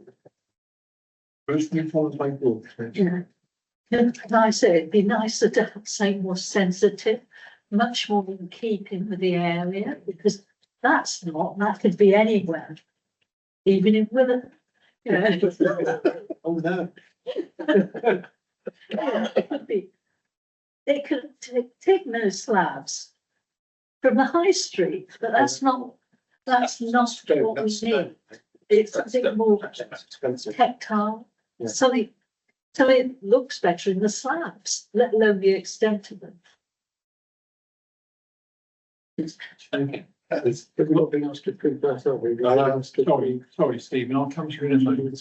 No, I'm just responding to an Yeah, I was having a discussion with Rosemary. I'm going to ask the same question I did last time, as to this doesn't appear to be a listed building application. Notwithstanding the fact that the house is listed. And if you read the listed building entry, it helps, says unless the list entry states otherwise, it includes both the structure itself and any object or structure fixed to it, whether inside or outside, as well as any object or structure within the curtilage. For these purposes to be included within the curtilage of the building, the object or structure must have formed part of the land since before 1948. The statutory address on the listing is One Church Farm Cottages and attached wall. Now, as far as I can see, the attached wall seems to have been substantially destroyed in favour of this amendment. So we have damage to a listed building as far as I can see. And I agree with the other comments. I think the extent and the nature of the paving, I don't disagree with paving per se, but I think the nature of these sort of paving slabs that you would see on a pavement in the middle of town in this location are not particularly attractive. Having been on Street View, you can only imagine the property next door, which has got a grass lawn in front. That's probably what it looked like, possibly with a bit of crazy pavement path up to it. And then again, if you look at the topography, I think the report says that it's not going to empty. You puddle water in there, it's not going to empty it into the road because of the fall of the land. But I think there is a dwarf wall or something to the right-hand side between number 2. Now, it's not at all clear, even after the works have been done, what's going to happen to any water that collects within that sort of hard boundary. Will it? It's not going. Is it going to disperse naturally in a situation? The understanding is that this area here would be stop landscaping now, so it would reintroduce an area where surface water could drain into rather than running off into the road. Yeah, but it's going to be percolation, isn't it? And I mean, percolation doesn't happen instantly. If you've got a lot of water swashing off hard surfaces, it's still going to move down the hill, hit the dwarf wall, and it will take time to be absorbed into the ground. And if it's wet, it's going to hang around a bit longer. I mean, I have very similar problems in my back garden, so I have to put a drain. So, you know, this is from personal experience. No, we put a drain in because it's slightly sunken. If you get a sunken area and you don't drain it properly, you're going to have a problem. And this strikes me as that there's a problem in waiting here with that. Chair, it helps in terms of the reduction and the extent of the hard surfacing. This was the original proposal. This is what's, as you can all see through photographs, have been largely implemented, and that showed the hard surfacing more extensive and also right up to the southern boundary, the dwarf wall that Councillor Wren's been referring to. The proposal before you, and it still has to be acceptable. Yeah. Better doesn't mean okay, better is better, but it still has to be acceptable. We can just move on to the proposal before we, which is what permission has been sought for instead. There is a more extensive area of upland siting there. So that's what's before you. What you've seen on the photographs is quite stark, and officers found unacceptable. Officers have negotiated this moderation of it, and on balance find it acceptable in terms of the impact on the listed building and the character appearance of the area. But of course, that is a largely subjective judgment. You're considering that, not the photograph. We are being asked if that is acceptable. Yeah. Okay. Fine. Andy. I think I know. Andy. I'm going to ask, and I know the answer because you've agreed this, but if that was to come in front of you as a pre-application, would you turn around and say, actually, that's okay, that's acceptable? Or is we only accepting it because through negotiation, that's the best of a bad job? Yeah. Because if it's only the best of a bad job, then actually it needs to be refused and get taken on. We have to treat this as if it's a brand new application, not as a negotiation. I agree with that. I think you know something takes more than people do, so particularly to get retrospective consent and get through that way. But we asked the conservation officer's comments on this. She's pretty straight down the line on things, and she says that what's in front of us now is acceptable, that it would preserve the character and appearance of the conservation and setting of the listed buildings, so she's happy with this. Actually, I think I was thinking exactly the same thing with Andy about, you know, would we approve this if it came de novo, as it were, rather than making the best of what's there? That having been said, in relation to the established bushes on the frontage, well, they're not going to be back to the same. They'll be over the years, they'll come back eventually in some way, shape or form, but they won't be quite the same. Actually, I think, well, if it did come, me ask my opinion as to whether somebody, if you forget the front wall, forget the bushes, and assume that was all going to be as it was before, and somebody said, can I expand my area of paving to that extent, so that I can make better amenity of my frontage? And as an aside, I'm not sure the pavement slabs are quite as bad as they look. I think on the filters, they look a bit concrete slabby. I don't think they are. I think they are stone. So I don't think they are. So actually, asking myself the question that you raised, I'm coming out of a conclusion, but actually looking at that, yeah, you would say that's so. Okay, you know, it must be still. Look, trying to do a rough sort of calculation. It must be good 50% of the curtilage is in green, not more. Okay, Stephen's next, then Norman, please. Could we possibly go on a slide or two, and I'll say stop when you get to it?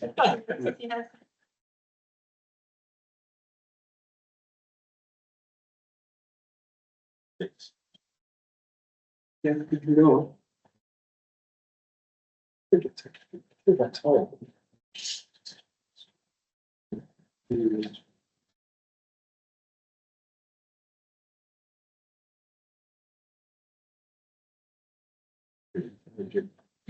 Right, and the next one.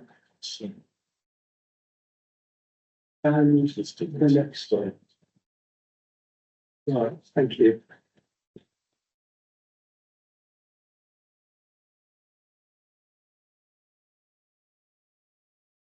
I would like to move, Mr. Chairman, that we actually refuse the application. And the two grounds I would advance for refusing the application are the reverse of the second and third bullet points. I believe that this development as amended will have a significant adverse impact on the character and amenity of the area. And that the development as amended will harm the setting of the listed buildings and the conservation area, and the historic environment will not be conserved. And I would like to, and I believe those are perfectly sufficient planning reasons, and I would like to put those forward as reasons for refusing this application. Can we bear that through to the moment? Please do. Thank you. Anybody wants to make a point in Norman? Yeah, I just want to come. So I just want to make sure everybody gets their views from it. Listening to what Councillor Derrick said, Councillor Perry said, sorry, Derrick. And I actually agree with a lot of what you were saying. Where I didn't agree was if this was coming forward because of the conservation area and because of the listed building and because of our medieval church and the wall and the churchyard, I think the very least that the conservation officer would probably have asked is that the stone used in the paving would have been similar, if not the same, as the surrounding buildings and wall, so that it fit in with the local character. And I believe that's where my objection comes. And because of that, I would. When I look at this, when it came across my desk, because I looked at the versions. Not for this and went along, I was really quite concerned in its setting. So which is why I called it in. Norman.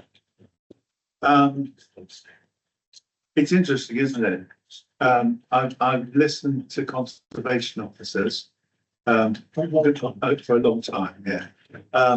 And they have different opinions as what does affect the setting of an area. I know jolly well that if this came before my parish council for materials, as Andy has just said, of a similar nature to the surrounding setting, we would also have asked, as we do on all new developments, and you can a permeable setup, not a complete solid, because we want less runoff and we want absorption into the ground.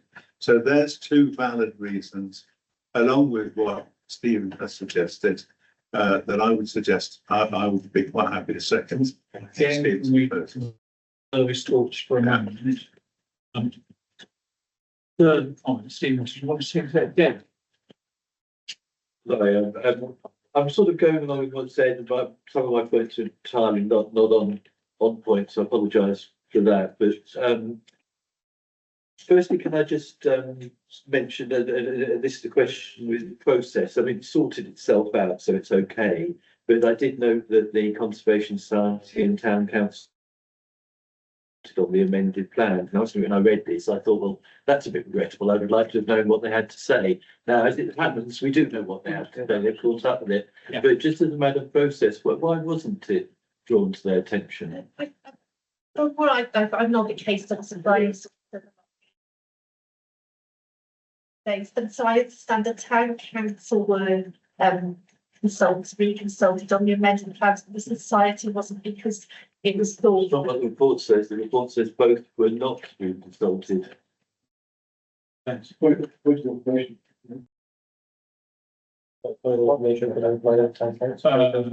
well, I noticed that. We sorted it out for this application. They have seen and done it. But I have to say, can I just observe that seems regrettable that it wasn't done, but it sorted itself out this time. And just share my other thoughts if that's okay. I think we've dealt with that one. I'm feeling a little bit, I don't feel I quite know enough to look at it. We've not quite had the views that show me enough to quite feel I'm understanding what's there. That said, I think the point made by Andy, confirmed by yourself, Chair, that the paving is rather out of keeping. It looks that way to me, and I think that does feel like a strong point that I can clearly see. So, but I also had another question I wish to ask and to check its relevance, and it may again, you know, other paving could have been used though, and perhaps should have been used. The mentions of the wheelchair access being needed, is that relevant from a planning perspective? Something we should be taking into account. It sounds like a factor. Yeah, absolutely. Every decision you make has to fulfil the public sector equality duty. So on an equality basis, you do have to take mobility into consideration. Doesn't mean it overrides the other issue, but you do have to take it into consideration part of your solution. Okay, thank you for the clarification. It's been helpful. We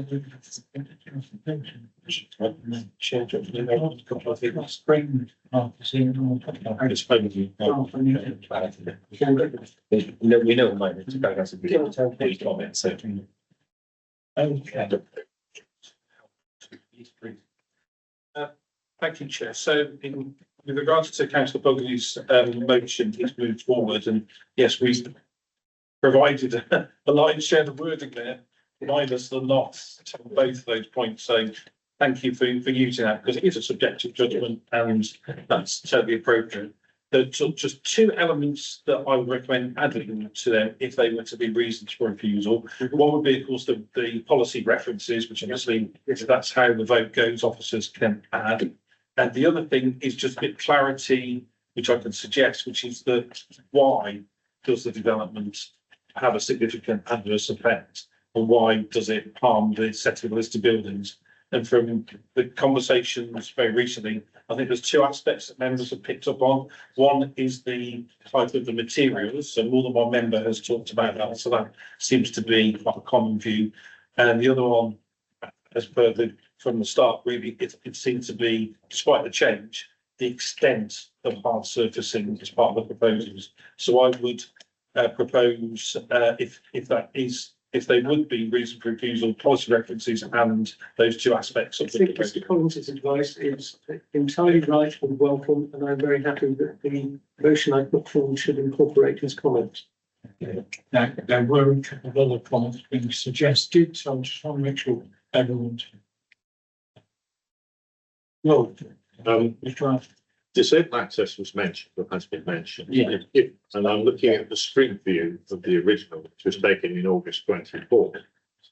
The access from the road is down 2, maybe 3 steps. Yeah.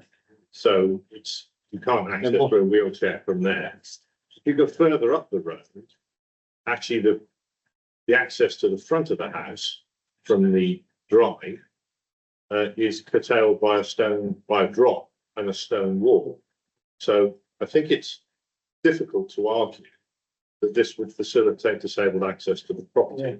Now, whether that's germane to the refusal, but in terms of the debate, I just wanted to make that particular point. So it's a spurious argument. I mean, the mobility issue is still relevant to your consideration, but so personally, I haven't noticed the steps there. No, I Obviously, that could reduce the weight that you give to that issue in terms of the benefits versus harms. Yeah. I'd like to brief that.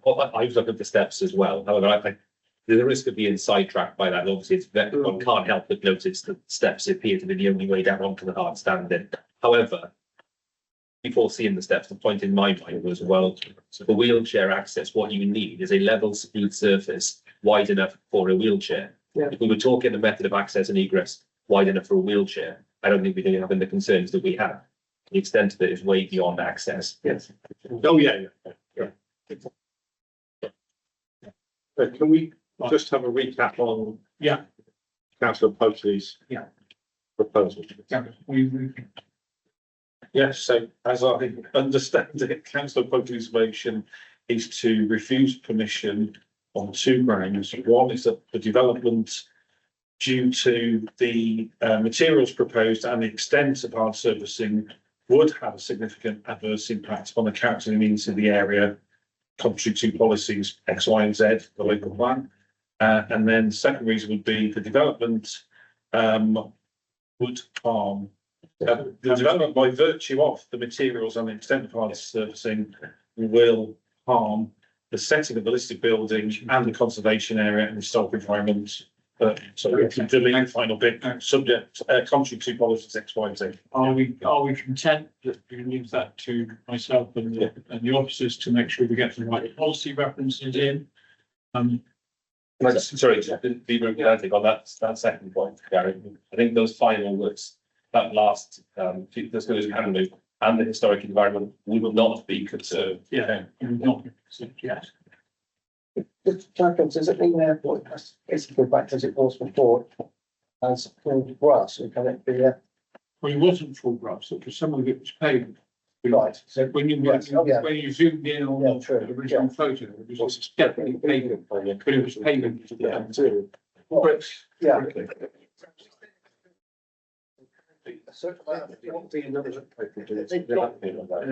Another application. It has to be another application. The applicant will then have to decide if it's refused, whether they appeal that or not. If they appeal it, then the same judgment then becomes a headache for the planning inspector, who will weigh up all the same issues and they'll make their decision. The complication then is if they chose not to appeal, then where are we? Yes. Then we're into a longer discussion about material and quantum. But the job of the committee today is to decide on those proposals on their merits. Okay. So I think it would be fair to say that as a committee, we're unhappy with the proposal and the suggestions that have happened, and no one wants to come back and say, please do. Just again on policy grounds, if this was a new development, we would a greenfield site as a cottage garden is. We would apply the runoff regulation being less than the existing. So when I said permeable, you know, a degree of permeability within the site. It's an acceptable. Yes. I think that is a sound reason. Yeah, I mean, that's very complicated. Yeah, I would caution the committee away from a drainage reason, because this is a new dwelling, existing dwelling. I don't think there's a really clear evidence that the drainage would be unacceptable, so I would focus on the more solid grounds that are there. Indeed. So I think we've got sufficient. So I think the two main grounds, with the inclusion of the type of material and the quantum of material, including in those two, as part of those two reasons for refusal. Okay, so. Okay, well, in that case, it's been proposed by Stephen and seconded by. The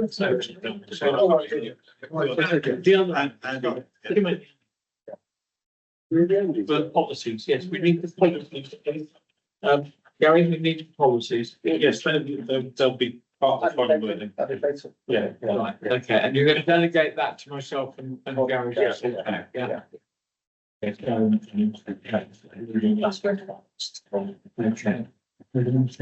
so, sorry, make sure I got it right. And the H, not and the S. Okay. 2 minutes. Okay, so can I see that, those that are in favour of that proposal? With the stipulation.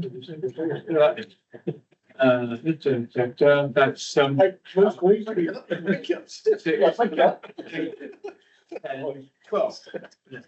unanimous, thank you. Right. Sorry. Okay, well, I'm going to ask you a question because it doesn't appear on my agenda, but I'm going to answer the question. Mr. Collins, is there anything appealed? Anything on appeal? There is, Chair, yes, there is. And this is an added bonus because the decision came through after the publication of the papers. However, it's an important decision. This was the proposals at the road Rockwell Green. Oh, yeah. You recall I advised a while ago that an appeal against non-determination had been made, and also that the council had officers had, we liaised with the town council, local members, and also sort of council's view on strategy with this greenfield site, but because of the change to the NPPF and the Tilbury balance, we felt that we didn't stand a great chance at appeal, and it would be costly for the council to try and defend this, and also the appellants could have had success in having the council pay their costs for them. So for those reasons, the council we did all the procedural things on the appeal, but we didn't oppose the development at the inquiry. So I've just got some very brief notes on what happened here. So I've got a presentation, you'll be grateful to know. Just a few bullet points. Here we go. So we received the appeal decision on the 6th of May. The decision was, to nobody's surprise, the appeal was allowed. The proposal was up to 315 dwellings and a small convenience store. Applications outlined with only access to be determined.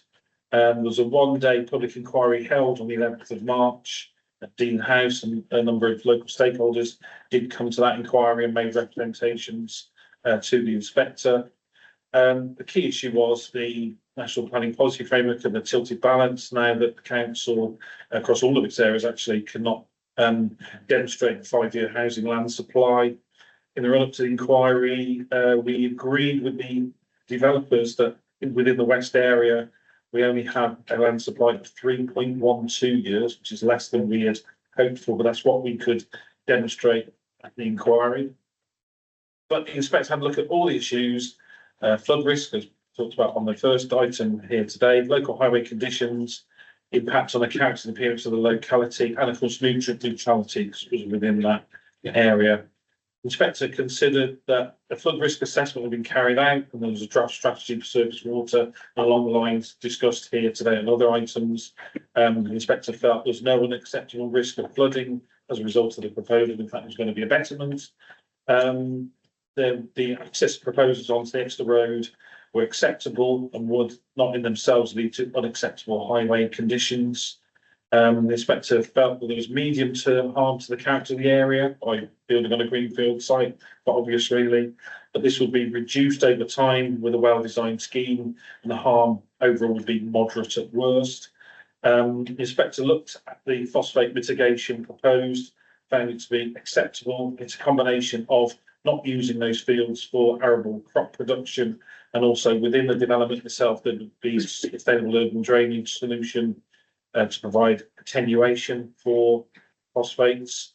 Also, the development would be limited to building out 150 dwellings only, prior to the 1st of April 2030, which is when all wastewater treatment plants have to be lifted up to a certain state standard. And so together, the inspector felt that mitigation was acceptable. The inspector noted that there were links to neighbouring areas and the centre of the Rockwell Green area, and felt that it was a suitable, sustainable development for location. The inspector also noted the development would provide in excess of 10% biodiversity net gain, and also that the development would deliver policy compliant 25% affordable housing. So on the basis of that, the inspector allowed the appeal. So that's for members' information. Thank you. Chair, just a comment about the planning inspections moving reports. We didn't discuss them at the last meeting, which we ran out of time. We said we're discussing it this week, but we're obviously not on here today, but I'm not minded about that. What I'm going to say is that the last planning meeting, basically, it was just notes against each planning. We always used to get a planning inspector's report, because I like to read them, so I understand and educate myself how they think. So that's what making decisions here. So I'd like to see them, if that's okay, get them back on the end of the agenda. Yeah. Yeah. They're well trained, aren't they, Gary? They ask the same question. That's right, yeah. So we have actioned that. You haven't seen, you didn't see it last time because we had no report, no decision last time. This is kind of after we published it. So with a fair wind, you should get the little note that says what happened. Yeah. But also you should see the full decision. So we have, we heard what you said last time around, and we have actioned that. What you haven't seen is it actually happened yet. That's what I go. I'll look for next time. Okay. Okay. Okay, in that case, ladies and gentlemen, I'd like to thank you all for your attendance.